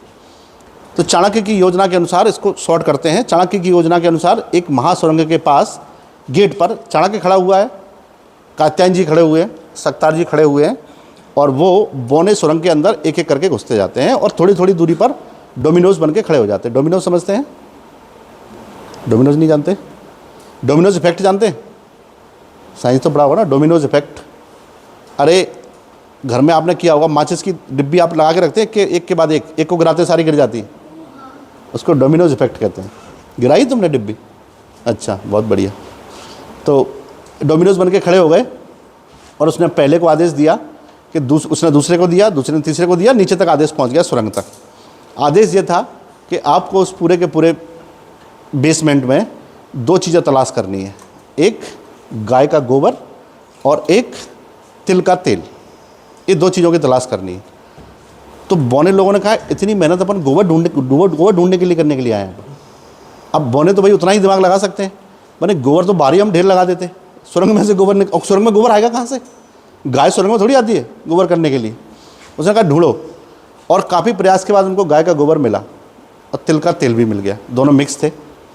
उसने कहा कहाँ है? कि ये बहुत बड़े बड़े कुंडों में पड़ा हुआ है। उन्होंने कहा उसमें लकड़ी डाल के देखो, उन्होंने कहा इसमें पत्थर जैसा कुछ है, उन्होंने कहा उन पत्थरों को बाहर निकालो। एक्चुअली सोने को गाय के गोबर और तिल के तेल में मिक्स करके रखा जाता है, इससे सोने की चमक भी बढ़ती है, वजन भी बढ़ता है। गाय के गोबर, जैसे ही उन्होंने वो टुकड़ों को बाहर निकाला, वो सोने के टुकड़े थे, सोने की ईंटें जैसी कुछ थी, सोने के आभूषण थे, उनको एक एक करके बाहर निकाला गया। एक ने इसको दिया, एक ने इसको दिया, और अगले कुछ ही घंटों में उन्होंने गुफा के बाहर सोने का ढेर लगा दिया। उस ढेर को देख करके कात्यायन ने कहा चाणक्य से कि ये बता, तू तक्षशिला गया था पॉलिटिकल साइंस पढ़ने के लिए, ये अर्थशास्त्र कहाँ से पढ़ लिया तूने? ये तो अर्थशास्त्र वाली मैटर है ना, कि सोना कहाँ रखा जाएगा, कैसे रखा जाएगा। तो उसने कहा जब मैं गया था तो मेरी मानसिक स्थिति अच्छी नहीं थी, तो मैं गलत कक्षा में 6 महीने बैठा, फिर बाद में समझ आया मेरी कक्षा ही नहीं है। लेकिन ज्ञान होता है, आज काम में आ गया। इकोनॉमिक्स भी तो काम में ही आई, तो आज मेरे काम में आ गई है। फिर पूछा सक्तार ने कि अपनी शीर्ष योजना बताओ क्या है, ये तो सब लूट तो लिया खजाना मगध का। तो उसने अपने जीवन का दूसरा सिद्धांत मगध में दिया और उस पर लिखा उसने उसी गुफा के द्वार पर कि मगध की सेना पेट के बल चलती है और वित्त प्रशासन की धुरी होता है। किसी भी प्रशासन को चलाने के लिए पैसा बहुत ज़रूरी होता है। Finance is an access of administration, और वो प्रशासन की धुरी है। और मगध की सेना तो चलती ही पेट के बल है, यानी पेट के बल चलने का मतलब बिना खाए पिए कुछ नहीं करती हो। अगर उसको पैसा नहीं मिले तो वो कुछ नहीं करेगी। और पैसा मैंने लूट लिया मगध का खजाना, तो कितने दिन चलेगी ये सेना? कितने दिन चल पाएगी सेना? बहुत कम दिन चल पाएगी सेना। तो सक्तार ने कहा योजना तो अच्छी, लेकिन पूरी कैसे करेंगे? मैंने कि वो तो मैं प्लान करूँगा, चिंता ना करें। और वो खजाना लूट लिया गया। खजाना लेकर के वापस पीपली वन। खजाने के 2 हिस्से किए गए। एक हिस्सा उसने सूर्यगुप्त को दिया और सूर्यगुप्त से कहा कि अगले कुछ वर्षों में आपको मगध में जितने भी मगध के दुश्मन हैं वो सब इकट्ठा करो, उनकी सेना बनाओ। मगध के दुश्मन यानी कि धनानंद के दुश्मन, घनानंद के दुश्मन, बहुत लोग थे उसके दुश्मन आसपास के, कि उसकी नीतियों से तो खुश था ही नहीं कोई भी। तो उन्होंने सारे लोगों को इकट्ठा करने के लिए उसने कहा ये पैसा है, पैसा जितना खर्च करना पड़े करो, उनको मिला करके एक सेना बनाओ। और आधा खजाना उसने कहा मैं लेके जाऊंगा वापस तक्षशिला, और मैं खजाना लेके नहीं जाऊंगा, तुम्हारे बेटे को भी लेके जाऊंगा जिसका नाम है चंद्रगुप्त, यानी इसको मुझे ट्रेनिंग देनी है, इसको मैं पढ़ाऊंगा। चंद्रगुप्त को लेकर के चाणक्य पहुंचा तक्षशिला। जब तक्षशिला में चाणक्य पहुंचा तो उसके शिष्यों से मिलवाया, सभी लोगों से, मेहर वगैरह बहुत सारे लोग थे, और उसने वहाँ पर उसको मल्ल युद्ध, मुष्टि युद्ध सब कुछ सिखाया, युद्ध कला सब सिखाया। जब ये वहाँ पहुँचा तब तक हो चुका है 326 BC के आसपास, 326 BC। और 326 BC में एक और घटना वैश्विक स्तर पर घट रही है। मैसिडोनिया से सिकंदर चल पड़ा है और सिकंदर भारत की सीमाओं के आसपास पहुंच गया है। सिकंदर ने औरवेला का युद्ध भी लड़ लिया है और उधर से निकलते हुए हिंदुकश माउंटेन के आसपास है। खबर ये लाते रहते थे लोग कि मैसिडोनियाई आंधी कभी भी पहुंच सकती है। और यहाँ 2 साम्राज्य हैं, एक है गांधार साम्राज्य और एक है पोरस का साम्राज्य। गांधार साम्राज्य के राजा गंधार राज हैं और पोरस साम्राज्य के राजा पोरस ही है। गांधार राज का बेटा भी है, और जहाँ ये सब रह रहे हैं स्कूल कॉलेज जो है वो यहीं की इसी के अंदर है। चाणक्य के बहुत सारे दूत हुआ करते थे, वो खबरें उसके पास ऑथेंटिक लाते थे। तो चाणक्य ने कहा कि इस खबर में सच्चाई है कि मैसेडोनियाई आंधी इधर आ रही है। सिकंदर के बारे में लोगों में बहुत इंटरेस्ट था जानने के लिए। सिकंदर अपने दोनों सेनापतियों को लेकर निकला, सेल्यूकस द निकेटर और फिलिपोस को लेकर के, और 40,000 की सेना को लेकर निकला। जब सिकंदर इसके आसपास पहुंचा तो आम्बी सबसे पहले उससे मिलने गया। आम्बी ने सिकंदर के सामने एक प्रस्ताव रखा कि हम तुम्हारे दोस्त हैं। सिकंदर का हमको तुम्हारी दोस्ती चाहिए ही नहीं, क्या करेंगे तुम्हारी दोस्ती का? बोले कि हम आपसे मित्रता करना चाहते हैं, और बहुत सारा धन उसने उसको ऑफर किया कि सेना के लिए धन तो चाहिए आपको। सिकंदर ने उसने दोस्ती इसीलिए की, उसे पता है कि जिस दिन ये सिकंदर यहाँ आएगा तो उसका सबसे पहला सामना पोरस से ही होना है। पोरस को जब ये हराएगा तो पोरस का साम्राज्य अपने दोस्तों को ही सौंपता था हमेशा। सिकंदर दोस्तों को या संबंधियों को सौंपता था, अपने पास नहीं। वो कहीं किसी जगह का राजा अपने आप को घोषित नहीं करता था। तो इसको आम्बी को लालच था कि हमको ऐसा मिल जाएगा, और उसने उसके साथ मित्रता कर ली। ये खबर उसके गुप्तचरों ने चाणक्य को दे दी कि ऐसा ऐसा हुआ है। चाणक्य ने गांधार राज से मुलाकात की, कहा कि आपके बेटे ने सिकंदर के साथ समझौता किया है, मैसेडोनियाओं के साथ, ये राज्य के लिए अच्छी बात नहीं है। तो उसने कहा चिंता नहीं करो, कोई फ़र्क नहीं पड़ता समझौते से, अभी राजा मैं हूँ, मेरा समझौता चलेगा। जब तक मैं जिंदा हूँ मेरे ही समझौते पर साइन होंगे, आम्बी का समझौता नहीं मान्य होगा। और आम्बी ने इस घटना के बाद चाणक्य को बहुत गालियाँ दी कि इसने सब कुछ खराब कर दिया, और फिर आम्बी ने अपने पिताजी को भी मार दिया और खुद राजा बन गया गांधार का, और राजा बन गया, उसने समझौता भी कर लिया। सिकंदर ने पोरस पर आक्रमण किया। क्या कहते हैं उस युद्ध को? कौन सी नदी के किनारे हुआ? बितस्ता। इसको हाइडे स्पीच भी कहते हैं, बितस्ता का युद्ध भी कहते हैं, झेलम का युद्ध भी कहते हैं, बितस्ता को झेलम नदी भी कहते हैं। तो वहाँ पर ये युद्ध हुआ। चूँकि दिक्कत ये थी कि नदी को पार करना बहुत मुश्किल था, लेकिन सिकंदर की सेना के पास बहुत हल्की नाव होती थी, उन्होंने उससे नदी पार की। और सिकंदर ने नदी पार उस समय नहीं की, नदी पार की थी फिलिपोस ने, और फिलिपोस ने आक्रमण किया शाम को पोरस पर। पोरस पूरी सेना लेकर के सिकंदर को मारने के लिए दौड़ पड़ा। वो एक्चुअल सिकंदर नहीं था, एक्चुअल सिकंदर ने किसी दूसरी जगह से नदी पार की और पीछे से पोरस को ब्लॉक कर दिया। पोरस फिर भी सेनाओं का सामना करते हुए लगभग हार मानने को तैयार नहीं हुआ। अंततः सिकंदर जीत गया, और जीतने के बाद सिकंदर ने पोरस की बहादुरी से उसको साम्राज्य वापस लौटा दिया। ये छोटी सी स्टोरी है, वहीं ख़त्म हो गई कहानी। इसका पॉलिटिकल प्रभाव बहुत पड़ा।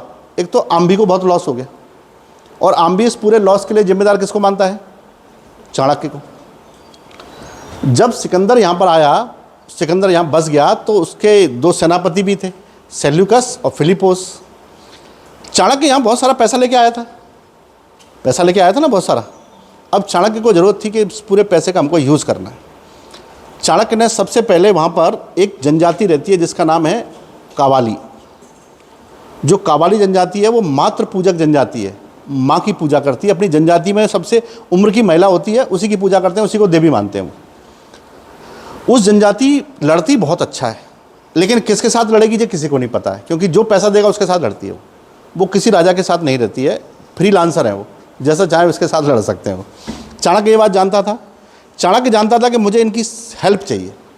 हेल्प क्यों चाहिए? क्योंकि मुझे आगे चल के घनानंद से लड़ना है, तो घनानंद से लड़ने के लिए उनकी हेल्प चाहिए। तो उसने उनसे मिलना जुलना शुरू किया, और अपने गुप्तचरों के माध्यम से उसने एक खबर फैलाई कि जो सिकंदर की सेना का एक सेनापति है फिलिपोस, वो कावाली जनजाति की जो रानी है, यानी कि जो महिला है सबसे उम्रदराज, उस पर कुदृष्टि रखता है, बुरी नज़र रखता है। और चाणक्य की बात इतनी ऑथेंटिक होती थी कि उस पर लोग बहुत विश्वास करते थे। उन लड़ाकों ने सोचा कि हो सकता है मैसेडोनिया ही हैं, बाहर के लोग हैं, अगर हमारी जनजाति की महिला है, देवी है जिसकी हम पूजा करते हैं, उस पर कुदृष्टि रखेगा तो हमारे लिए तो जीना बेकार है। और ये खबर धीरे धीरे करके इतनी पावरफुल होती गई 2-4 महीनों में कि एक दिन फिलिपोस के जो कैंप होता है उस कैंप पर कावालियों ने हमला कर दिया और फिलिपोस को मार दिया। फिलिपोस को मारने से चाणक्य को कोई फ़ायदा नहीं हुआ। चाणक्य को एक फ़ायदा हुआ कि वो कावालियों का वफादार बन गया। अब कावाली कहने लगे चाणक्य से कि गुरुजी आपने बचा लिया, नहीं तो हमारी बहुत बेइज्जती हो जाती है ना। यही तो कहेंगे उससे कि आपके रहते हुए हमारी इज्जत बच गई, नहीं तो बहुत बर्बाद हो जाते हम लोग। यानी अब वो उसके बस में। चाणक्य ने उनको फिर बहुत सारा धन दिया, क्योंकि वो धन लेके ही लड़ते थे। उन्होंने कहा कि हमको तुम्हारी सेना की ज़रूरत पड़ेगी। तो उसने पूछा किससे लड़ना है? उन्होंने कहा ये नहीं बता सकते अभी, रिजर्व कर देते हैं तुमको आज से। जब लड़ना होगा तो हम बता देंगे, अभी तो टाइम है लड़ने के लिए, लेकिन तुम बुक कर दिए गए आज से, किसी और के लिए नहीं लड़ोगे, पैसा हम तुमको दे दिए। उसने कहा ठीक है कोई बात नहीं। एक सेना सूर्यगुप्त वहाँ बना रहा है मगध में, याद आ रहा है, पैसा दे के आया कि सेना बनाओ, और एक सेना उसने यहाँ रिजर्व कर दी है, कहीं ना कहीं तो इसका यूज़ करेगा। लेकिन तब भी चाणक्य का कैलकुलेशन कहता है कि धन से लड़ने में अपन लोग पर्याप्त नहीं है, धन से लड़ने के लिए बहुत सारी सेना चाहिए। फिर वो जाता है पोरस के पास, पोरस जिसको साम्राज्य लौटा दिया है, तो पोरस से कहता है हे पौरु के नंदन, तुमको मगध का राजा होना चाहिए, तुम्हारी योग्यता इतनी है, तुम कहाँ छोटे से राज्य के राजा हो। तो पोरस कहता है मगध का राजा बनना आसान नहीं है, मगध बहुत बड़ा साम्राज्य है। उसने कहा मेरे पास एक योजना है, मैं तुमको मगध का राजा बना सकता हूँ, तुमको तो पता है मैं मगध का ही हूँ, यानी कि योजना है तो करो। यानी मगध का राजा तुमको हम बना सकते हैं, लेकिन उसके लिए हमको एक अभियान चलाना पड़ेगा, उसके लिए तुम्हारी सेना की ज़रूरत पड़ेगी। उसने कहा सेना तुम्हारी, जब चाहे तब ले जाओ। तो एक सेना उसने वहाँ रिजर्व करी, उसको बिना पैसे के रिजर्व किया, उसको पैसे नहीं दिया है, लेकिन कैलकुलेशन उसका ये कहता है कि अभी भी सेना पर्याप्त नहीं हुई है धनान से लड़ने के लिए। अब उसकी नज़र पड़ी सेल्यूकस पर। सेल्यूकस के पास शानदार सेना थी, क्योंकि वो तो ग्रीक सेना है, इतने अच्छे धनुष थे उसके पास, लॉन्गबो धनुष होते थे। सिकंदर की सेना के पास लॉन्गबो धनुष होते थे। हम अक्सर, हमारी सेना क्यों हार जाती थी लॉन्गबो धनुष से? लॉन्गबो धनुष इतना बड़ा होता है कि अगर हम घोड़े पर बैठे हैं तो उसको ज़मीन में गाड़ देंगे, तब भी ऊंचा रहेगा घोड़े के बराबर, हम उस पर तीर चला सकते हैं, क्योंकि इतने भारे धनुष को हम कितनी देर तक हाथ में रख सकते हैं? हाथ थकेगा, हाथ थकेगा तो फिर हाथ नीचे करना पड़ेगा, फिर तो कोई भी मार सकता है हमको, थप्पड़ मार देगा। इसलिए उसने कहा था कि ये धनुष थे सेना के पास सिकंदर के, तो उसने कहा कि सिकंदर के पास अच्छी सेना है, वो मिल जाए। सिकंदर तो वापस चला गया, और वापस जाते समय उसकी डेथ भी हो गई है बेबीलोन में। अब यहाँ पर जो साम्राज्य उसने जीता है वो अपने एक सेनापति को सौंप के गया है। एक तो मर चुका है, फिलिपोस मर गया है, दूसरा सेल्यूकस निकेटर जिंदा है, उसको साम्राज्य सौंप दिया है। और सेल्यूकस निकेटर यहाँ पर ग्रीक बस्ती बना के रह रहा है, उस जगह को कहते थे बैक्ट्रिया, वहाँ रह रहा है। उसने कहा ये सेना मिल जाए तो अच्छा है। और आपको ये भी पता है कि सेल्यूकस की एक बेटी भी थी, क्या नाम था उसका? उसका एक्चुअल नाम था कर्नीलिया, फेमस थी हेलेना के नाम से। और ऐसा कहते हैं कि बहुत सुंदर थी। हमारे इतिहास में बहुत सी चीज़ें रिपीट बहुत होती हैं। कहते हैं कि उससे सुंदर कोई नहीं है। कभी लोग कहते हैं कि बहुत सारी एक्ट्रेस इतनी सुंदर हुई, उनसे सुंदर कोई नहीं है। तो हम कुल मिला के मोरल ऑफ द स्टोरी ये कह देते हैं कि ठीक ठाक सुंदर, काफ़ी सुंदर थी, अब यही मान के चलते हैं। चाणक्य, आपको जब पता है कि चाणक्य कुछ भी कर सकता है। चाणक्य की एबिलिटी में आपको बहुत शॉर्ट में बताऊं कि चाणक्य एक बहुत अच्छा कॉन्स्पिरेटर भी था, षड्यंत्र बहुत अच्छे बनाता था। षड्यंत्र बनाने के कारण ही उसका नाम कौटिल्य पड़ा है। चाणक्य बहुत अच्छा टॉक्सिकोलॉजिस्ट भी था, विष विज्ञान में बहुत माहिर था। कौन सा विष क्या काम करेगा, कितनी देर तक काम करेगा, इसका वो एक्सपर्ट है। जादू टोना करने में भी एक्सपर्ट है, कुंडली बनाने में एक्सपर्ट है। ब्राह्मण विद्या तो उसके अंदर भरी थी, लेकिन वो बाकी चीज़ों में भी बहुत माहिर था, और राजनीति का तो वो था ही उस्ताद। तो उसने चंद्रगुप्त से कहा कि चंद्रगुप्त, तुम जो ग्रियर बन है उसमें घूमने जाया करो। वो वहाँ से लगभग 50 किलोमीटर दूर है, वहाँ इतनी दूर घूमने कौन जाएगा, वहाँ वहीं जाया करो, क्योंकि वहाँ हेलेना भी घूमने आती है। वहाँ उससे क्या होगा वहाँ कि उससे ये होगा कि अपन को उसकी सेना चाहिए। तो उसने कहा गुरु जी मैं ये नहीं कर सकता हूँ, माने कि तुमने प्रॉमिस किया था कि तुम कोई सवाल नहीं पूछोगे मुझसे, जो मैंने कहा था वही करोगे तुम, इसलिए मैं तुमको यहाँ लाया था। माने ये सब अपने प्लान का हिस्सा है, और तुमको तो विवाह ही करना है, हम कोई बड़ा बुरा काम करने के लिए थोड़ी कह रहे हैं। और धीरे धीरे करके ये बहुत अच्छी कहानी है कि उसको कहते हैं the meeting of Chandragupta with Helena. बहुत अच्छी स्टोरी है, लगभग 150-200 पेजों की स्टोरी है। तो हम उसको शॉर्ट करते हैं, उस स्टोरी को भी नहीं सुनाते हैं, फिर कभी अपन सुनेंगे उसको। मोरल ऑफ द स्टोरी ये निकला कि अंततः हेलेना और चंद्रगुप्त एक दूसरे को पसंद करने लगे। चूँकि चंद्रगुप्त उसको इसीलिए पसंद करता है कि उसको कहा गया है कि हमको इसकी सेना चाहिए। चंद्रगुप्त हेलेना को कभी भी हृदय से पसंद नहीं करता है। तो एक सेना उसको वहाँ से मिलने वाली है, क्योंकि वो उससे विवाह करने वाला है, विवाह करेगा तो वो सेना उसके साथ रहेगी। और अंततः चाणक्य ने उससे कहा कि अब आप उससे विवाह करो ताकि हम उसकी सेना का यूज़ कर सकें। तो एक सेना उसने ग्रीक सेना बनाई है, जो बहुत ताकतवर सेना है। ग्रीक सेना, काबालियों की सेना, पोरस की सेना, इधर सूर्यगुप्त एक सेना बना रहा है, 3 सेना बन रही हैं। तब भी चाणक्य ने अपना कैलकुलेशन निकाला कि धन से लड़ना अभी भी बहुत खतरनाक काम है। तो अब उसने दूसरी योजना पर अमल करना शुरू किया। उसने कहा कि अब हमको धनंद की शक्ति को कमज़ोर करना है। अब उसका शुरू होता है पार्ट 2। पार्ट 2 में होता है कि चाणक्य और चंद्रगुप्त दोनों भेष बदल के मगध पहुंचते हैं। भेष बदल के किसका भेष धर के जाते हैं? डिस्गाइज्ड होके जाते हैं। और किसका भेष धर के जाते हैं? अघोरी साधुओं का। अघोरी समझते हैं? कापालिक समुदाय होता है शिव जी को मानने वालों का, जो कपड़े वपड़े नहीं पहनते, राख वाख लपेट लेते हैं पूरे शरीर पर, और वो ऐसा ही बन के गए। ये शिव को तो मानते हैं लेकिन इनको अशुद्ध माना जाता है, तो ब्राह्मण इनके साथ नहीं बैठते हैं। कई बार ब्राह्मण कहते हैं कि हम लोग शुद्ध हैं, अघोरी अशुद्ध हैं, तो उनके साथ कभी नहीं बैठते हैं। जैसे ही मगध के दरबार में पहुंचे तो सैनिकों ने उनको रोक लिया। अब चाणक्य जैसा कोई व्यक्ति वो कहेगा हट, हमको क्यों रोक रहा है, अंदर जाने दे, तेरे को श्राप दे देंगे हम। अंदर घुस गया, डर से कि मेरा क्या जा रहा है, घुस जाओ। अंदर ब्राह्मण बैठे रहते हैं दरबार में। ब्राह्मणों ने अघोरियों को देखा, खड़े हो गए कि हम यहाँ से जा रहे हैं, हम अघोरियों के साथ थोड़ी बैठ सकते हैं, हम उनके साथ कोई आहार ले ही नहीं सकते हैं। अब धनानंद फंस गया कि मैं अघोरियों को भगाऊँ कि ब्राह्मणों को। लेकिन अघोरियों को भगाया उसने, भगो यहाँ से, दोनों लोग कहाँ से आ गए जी, उसने भगा दिया। और वो यही चाहते थे कि हमको भगा दे बस। और भागते भागते उन्होंने कहा कि हे राजन, तुमने ये अच्छा नहीं किया, अघोरियों को भगाया है, हम तुमको श्राप देते हैं, इस राज्य में कल से मृत्यु लोक का वास होगा, कल रात से मृत्यु का बसेरा होगा। और दोनों चले गए। तो दूसरा हल्के में ले लिया उन्हें कि चलो कोई बात नहीं, ऐसे तो श्राप देते रहते हैं, असली साधु थोड़ी है, कोई होंगे ऐसे ही। मैंने अभी भी थोड़ी देर पहले बताया कि चाणक्य टॉक्सिकोलॉजी में बहुत एक्सपर्ट था। उसने आर्सेनिक को पीसा, आर्सेनिक यानी संखिया, उसको पीसा और तालाबों और कुओं में फेंक दिया रात को। आर्सेनिक, आर्सेनिक संखिया जिसको कहते हैं, वो उसने पीसा और नौशादर उसके साथ मिलाया और उसको वहाँ पर फेंक दिया तालाबों में और कुओं में। श्राप तो वो देके गया था कि कल से मृत्यु होगी तुम्हारे राज्य में। और जाके जंगल में दोनों छुप गए। सुबह सुबह पानी पीने के लिए पशु जाते हैं, पक्षी भी पीते हैं, उनकी जान चली गई बेचारों, एक दो इंसानों की जान चली गई। सुबह सुबह से लेकर के जब तक सूरज नहीं हुआ तब तक आर्सेनिक उड़ता नहीं है, लोगों की जान चली गई। खबर महल तक पहुंची कि महल में तो मृत्यु, राज्य में तो मृत्यु होने लगी, लोगों की अकाल मृत्यु हो रही है, पानी पीने से मर रहे हैं लोग। तो महल तक गए तो किसी ने याद दिलाया, कल श्राप दे के गए थे वो साधु लोग, शायद वो सही है। और राजा इस बात को फिर भांप गया कि बात तो सही है, बहुत लोग मर रहे हैं, क्योंकि 10-11 बजे तक धूप बहुत तेज होती नहीं है, तब तक संख्या उड़ेगा नहीं। तो उन्होंने कहा उनको ढूंढ के लाओ कहीं से, ऐसे तो बहुत लोग मर जाएंगे। अब वो जंगल में कहाँ मिलेंगे, वो तो जानबूझ के ऐसी जगह बैठे थे कि मिल जाए, कि उन्हें पता था वापस जाना है।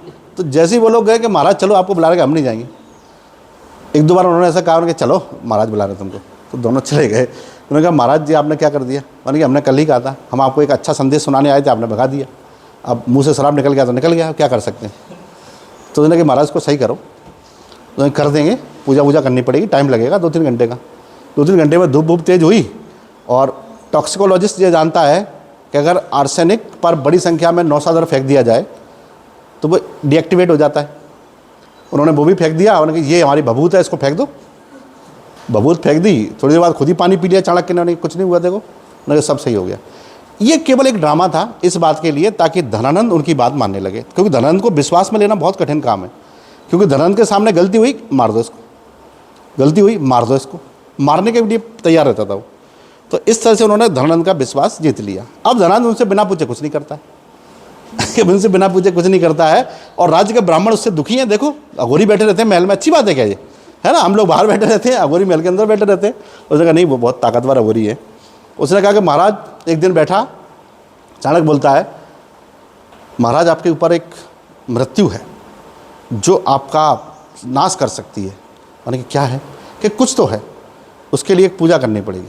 उसने पूजा करने के लिए कहा जो आपकी रक्षा करते हैं उनके जितने भी अस्त्र शस्त्र हैं वो मेरे को चाहिए, मैं उन सबको मंत्रित करूंगा ताकि वो आपकी रक्षा अच्छे से कर सकें। मैं आपको बता नहीं पाया, शायद बताया होगा कि धनानंद का एक बहुत अच्छा बॉडीगार्ड होता था, उसका नाम था अमोघ सिद्धि। बड़ा अच्छा आर्चर था, वो बोमैन था, धनुषधारी था। उसका धनुष, उसका तर्कस, राक्षस के हथियार सब वहाँ रखे गए। जंगल में हुई पूजा और उसी तर्कस में से एक तीर जो अमोघ सिद्धि रखता था, वो राजकीय तीर थे, उन पर राजकीय निशान बना हुआ था, वो एक तीर निकाल करके उसने उसको दे दिया चंद्रगुप्त को, उसको छुपा के रख दो। वो रख दिए छुपा के, पूजा वूजा ऐसे ही नकली करके उन्हें चले जाओ, चलो हो गया पूजा, नहीं अब तुम्हारा को कोई कुछ नहीं कर सकता, तुम्हारी मृत्यु टल जाएगी। एक दिन अपने ही बिहार में टहल रहा था, कौन? धनानंद। और चंद्रगुप्त ने इशारा, चाणक्य ने इशारा किया चंद्रगुप्त को, वो अघोरी साधु था लेकिन था तो चंद्रगुप्त ही। उसने इशारा किया कि लगाओ निशाना तीर से। उन्होंने निशाना लगाया तीर से कि लगना नहीं चाहिए उसको, धनानंद को बगल से निकलना चाहिए। उसके बगल से निकला तो पेड़ में जाके धंसा। इतने में प्रवेश हुआ पार्क में चाणक्य का कि महाराज आज का ही दिन है, वो आज आप पर अटैक हो सकता है। उसने कहा हो चुका है अटैक, अभी अभी किया है किसी ने उसने तीर निकाला, उसने कहा ये तीर तो जाना पहचाना है, और घनानंद कहता अरे ये तो अमोघ सिद्धि का तीर है। मैंने देखा महाराज बच गए आप। इस घटना के बाद अमोघ सिद्धि को उसके बॉडीगार्ड के पद से हटा दिया गया। क्यों? अमोघ सिद्धि के रहते हुए धनानंद को हाथ लगाना भी बहुत मुश्किल था, और मगध पर कब्जा ऐसे ही नहीं होगा। मगध को पूरा का राजा को यह दिखाया जाएगा कि राजा पूरा अयोग्य है, तब मगध पर कब्जा होगा। ठीक, अभी तो वो वहीं है। अब उसने एक प्रपंच और रचा। उसने सूर्यगुप्त की सहायता से, वो तो उसके मित्र ही थे, सूर्यगुप्त, एक शेर को पकड़ा और उस शेर को 15 दिन तक उसने पिंजरे में रखा और उसको रोज़ कुछ ना कुछ खिलाता था। ऐसी चीज़ें खिलाता था कि ना तो वो होश में रहता था ना बेहोश होता था। पागल सा हो गया शेर। पागल सा मतलब उसकी बुद्धि काम करना बंद कर गई शेर की। ऐसे शेर को उसने अधमरा सा कर दिया। और एक दिन उसने कहा दरबार में धनानंद से कि महाराज, जनता आपको राजा के रूप में पसंद नहीं करती है, विश्वास आप में से लोगों का उठता जा रहा है। मैंने क्या किया जाए कि मेरे पास एक मंत्र है, एक क्रिया है, उसमें एक शेर को अपन जंगल से लाएंगे और शेर को बुला के लाएंगे और शेर आपके पास आएगा और आपको खाएगा नहीं, आपके पास आके खड़ा हो जाएगा। तो जनता को ये विश्वास होगा कि राजा राजा के पास ही खड़ा होता है, तो जनता को ये विश्वास होगा कि आप राजा बनने लायक हैं। ये सब उसने प्रपंच रचा और एक छोटा सा समारोह किया, ओपन स्काई मतलब खुले में किया। उसमें चंद्रगुप्त भी खड़ा हुआ है, आम गांव वाला बनके। अब वो अघोरी साधु बनके नहीं खड़ा हुआ है, सिंपल गांव वाला बनके खड़ा हुआ है। और भी लोग खड़े हुए हैं गांव वाले, और वो सिंहासन लगा हुआ, उस पर बैठा हुआ है धनानंद। और शेर को अचानक से छोड़ा जाता है, धनानंद के पैर कांप रहे हैं कि शेर ना खा ले। जनता सोच रही है कि चंद्रगुप्त के पैर कांप रहे हैं कि मुझे शेर ना खा ले, क्योंकि चंद्रगुप्त के पैरों पर उसने चाणक्य ने जंगल से पकड़ी हुई शेरनियों के मल मूत्र को लगा दिया है। उसकी स्मेल आती है शेर को। अब शेर तो बेहोश है लगभग। शेर को जैसे ही छोड़ा गया तो शेर इतनी स्थिति में नहीं है कि वो दौड़ सके, आराम से गया और जहाँ से स्मेल आ रही, स्मेल कहाँ से आ रही थी, उसके पैरों को जाके चाटने लगा। चंद्रगुप्त के पैर कांप रहे कि चाटते चाटते खाना ले, तो मतलब उसके पैरों को चाटने लगा। उसके पैरों को चाट रहा, अचानक से वो आया चाणक्य और राजा से पूछता है ये कौन है। वो जनता को बताना चाहता है कि जनता में भी एक व्यक्ति है जो राजा बन सकता है। वो जनता को दिखाना चाहता था, धनानंद को नहीं। धनानंद को समझ में नहीं आया ये क्या हुआ। धनानंद का हटो, ये समारोह बंद करो। समारोह बंद हो गया। उसको तो यही चाहता था कि समारोह बंद हो जाए, जनता में एक मैसेज जाए कि आपका राजा धनानंद के अलावा भी कोई हो सकता है। तो जनता को उसने मैसेज दे दिया जो देना चाहता था। कुछ ही दिनों में उसने धनानंद को लगभग अपने ऊपर इतना निर्भर कर दिया और धनानंद की सारी व्यवस्थाओं को उसने चकनाचूर कर दिया। अब उसने अपना आखिरी गेम चला। मैं आखिरी बताता हूँ। मैंने एक महिला का नाम लिया था सुबासिनी का, याद है? कौन थी वो? हाँ, ये तेरे को अच्छे से याद है शादी होने वाली थी। तो सुबासिनी के पास जाता है और सुबासिनी आपको पता है कि धनानंद के दरबार की डांसर है। डांसर यानी गणिका को कहते हैं, गणिकाओं को वैश्या भी कहा जाता है। और वो दो पुरुष उसका यूज़ करते थे, एक राक्षस एक घनानंद। राक्षस को भी आप जानते हैं अच्छे से। उसने सुबासिनी से कुछ बातें की, बातें आपको समझ में आएंगी उसने क्या की। उसके बाद सुबासिनी जाती है राक्षस के पास, और राक्षस ब्राह्मण है, आपको पता है अच्छे से। सुबासिनी जब राक्षस के पास जाती है तो उससे कहती है कि ये मगध के महाबली, महामंत्री और रक्षक, मैं सदैव तुम्हारी दासी बन के रहना चाहती, मेरे को तुम बहुत पसंद हो, किंतु। फिर शांत हो गई। बोला किंतु क्या? किंतु बताओ कि दिक्कत क्या है इसमें? किंतु महाराज तो महाराज है। तो राक्षस 1000 गालियां देता है धनानंद को, वो तो है ही नीच, है ना। कुछ दिनों के बाद सुबासिनी धनानंद के पास जाती है, कहती है मगध के महाबली सम्राट, मैं सदैव तुम्हारी दासी बन के रहना चाहती हूँ, लेकिन। बोले क्या लेकिन? वो तुम्हारा महामंत्री राक्षस, यानी कि वो तो है ही बदमाश। उसने क्या किया, अब आप समझ गए चाणक्य ने उसको क्या सिखाया होगा। और अंततः हुआ क्या? अंततः क्या हुआ कि दोनों के बीच में, अब वो सलाह किससे लेगा धनानंद जी बताओ इस पूरे मैटर पर? अघोरी ने कहा कि मुझे ऐसा लगता है कि आपके राज्य पर बाहरी खतरा मंडरा रहा है, आप इस समय कुछ समय के लिए राक्षस को शहर से बाहर, मतलब अपने साम्राज्य से बाहर कीजिए। और उसने आदेश दिया धनानंद ने कि राक्षस तुम मगध की आधी सेना लेकर के तक्षशिला जाओ, वहाँ मैंने सुना है कि सेल्यूकस आक्रमण करने वाला है। राक्षस भी समझ गया इतनी दूर मेरे को क्यों भेज रहा है, बगल में थोड़ी है तक्षशिला, तक्षशिला पहुँचने में 6 महीने लगेंगे मेरे को। लेकिन चूंकि महाराज है, अब देखिए क्या सीन है कि मगध की आधी सेना लेके राक्षस जा रहा है। कहाँ जा रहा है? तक्षशिला की ओर। मगध की स्थिति कमज़ोर हो रही है, यानी मगध का रक्षक तो चला ही गया, अमोघ सिद्धि हट गया है वहाँ से, मगध की आधी सेना जा रही है। और उधर अघोरी ने यानी कि चाणक्य ने एक पत्र भेजा कावालियों को और पोरस की सेना को कि तुमको इस मार्ग से मगध पहुँचना है। दोनों के लिए अलग अलग मार्ग बतलाए, वहाँ से सेना इस मार्ग से जा रही है और ये इस मार्ग से जा रहा है। कौन? राक्षस। राक्षस किस मार्ग से तक्षशिला जाएगा ये भी उसने बताया, वो लंबा मार्ग बताया ताकि ये देर में पहुँचेगा। और वो सेना दूसरे मार्ग से आ रही हैं। स्थिति स्पष्ट है कि मगध अब बहुत कमज़ोर हो चुका है और 2 सेनाएं वहाँ से आ रही हैं और 1 सेना यहाँ पर है जो सूर्यगुप्त ने बनाई है। और यहाँ से मगध पर आक्रमण का दौर प्रारंभ होता है और चंद्रगुप्त अपना भेष बदल के अपना रूप धारण करता है। चंद्रगुप्त भी करता है और चाणक्य भी करते हैं। अभी भी उन्होंने मगध के राजा को ताकतवर ही मान के चला है और एक वैश्या यानी गणिका को भेज करके उसको जहर दिलवाया, तब भी उससे बुझ नहीं पड़ी, उसको ऐसा जहर दिलवाया जिससे कि वो खड़ा भी ना हो सके। और उस स्थिति में मगध पर तीनों दिशाओं से आक्रमण हुआ। जब ये कंबोज के आसपास पहुंचा तब इस पर खबर मिली कि मगध पर आक्रमण हुआ है।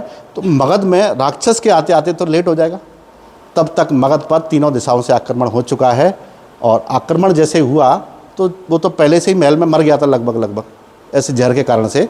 धनानंद वहाँ महल के अंदर चाणक्य जाता है, चंद्रगुप्त को लेके जाता है और महल के ऊपर खड़ा होता है और मगध की जनता से कहता है कि मगध के सम्राट मारे गए। तो जनता मायूस हो जाती है, मगध में राजा मर गया। लेकिन जनता इतनी दुखी नहीं होती क्योंकि राजा से सबको पता था कैसा है। फिर वो चंद्रगुप्त का हाथ खड़ा करता है, कहता आज से मगध के नए सम्राट होंगे चंद्रगुप्त मौर्य। और वो तारीख थी 322 ईसा पूर्व। चंद्रगुप्त को समझ में ही नहीं आया वो कैसे राजा बना, इतनी जल्दी राजा बन गया, कैसे बना दिया।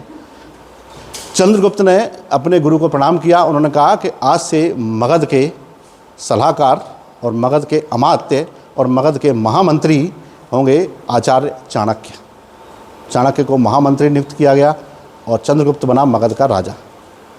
आप कोई भी इतिहास की किताब पढ़ेंगे, कोई भी सिंपल सी किताब पढ़ेंगे, आपको उसमें एक ही लाइन लिखी हुई मिलती है, एक ही लाइन।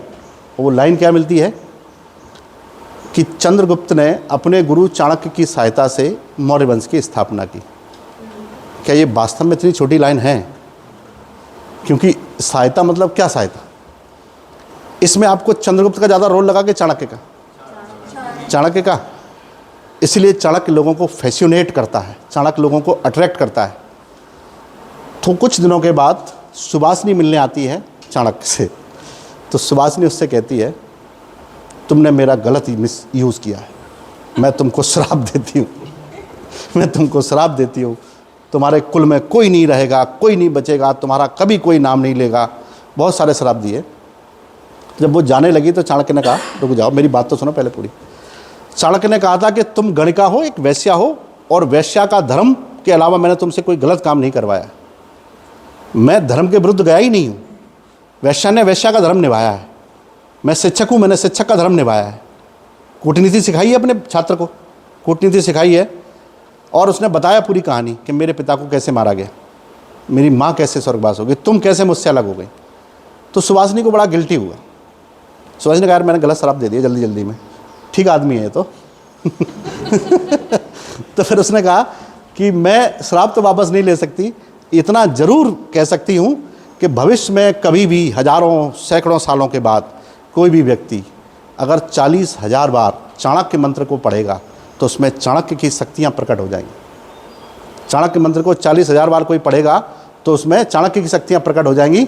और वो जाने लगी। तो चंद्रगुप्त वो कहता है चाणक्य रुको सुभाषिनी, मेरी एक इच्छा है, तुमने बड़ा बलिदान दिया है, तुमने ये तो कह दिया कि चाणक्य की शक्तियाँ किसी में प्रकट हो जाएंगी, लेकिन मेरी एक इच्छा ये है कि भविष्य में जब भी कोई चाणक्य बने जिसमें चाणक्य की भूमिका, चाणक्य की शक्ति प्रकट हो, वो अपनी शक्तियों का प्रयोग किसी व्यक्ति पुरुष को राजा ना बनाए, किसी महिला को राजा बनाएगा तो उसकी शक्तियाँ उपयोग की जाएंगी, अन्यथा नहीं। ये कहानी ख़त्म हो गई है ना। ये कहानी तो बहुत पुरानी है, 2500 साल पुरानी कहानी है।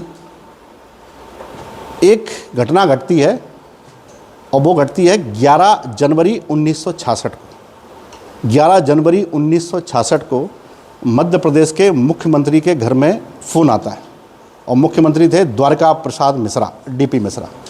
उनके घर में फ़ोन आता है कि आप दिल्ली पहुंचिए, दिल्ली में आपकी आवश्यकता है, दिल्ली पहुंचिए। क्यों? क्योंकि हमको प्राइम मिनिस्टर बनना है। और वो फ़ोन था इंदिरा गांधी का। और द्वारका प्रसाद मिश्रा यहाँ से पहुँचते हैं दिल्ली। और उस समय दिल्ली में प्रॉब्लम ये थी कि शास्त्री जी 10 तारीख को उनकी डेथ हो गई थी। शास्त्री जी की डेथ के बाद से मोरारजी देसाई प्रबल दावेदार थे कि हमको पीएम बनना है, और वो बड़ा इंदिरा गांधी को बनाने को तैयार नहीं थे। डीपी मिश्रा ने बड़ी आसानी से मध्य प्रदेश के अधिकांश मुख्यमंत्रियों को इंदिरा गांधी के साथ खड़ा कर दिया, अपनी कूटनीति का यूज़ करते हुए उनके साथ खड़ा कर दिया। और उन्हीं के प्रयासों से इंदिरा गांधी ने 24 जनवरी 1966 को पहली बार भारत के प्रधानमंत्री की शपथ ली। तो लोगों को वो कहानी रिफ्लेक्ट हो गई चाणक्य वाली कि सही कह रहा था चाणक्य।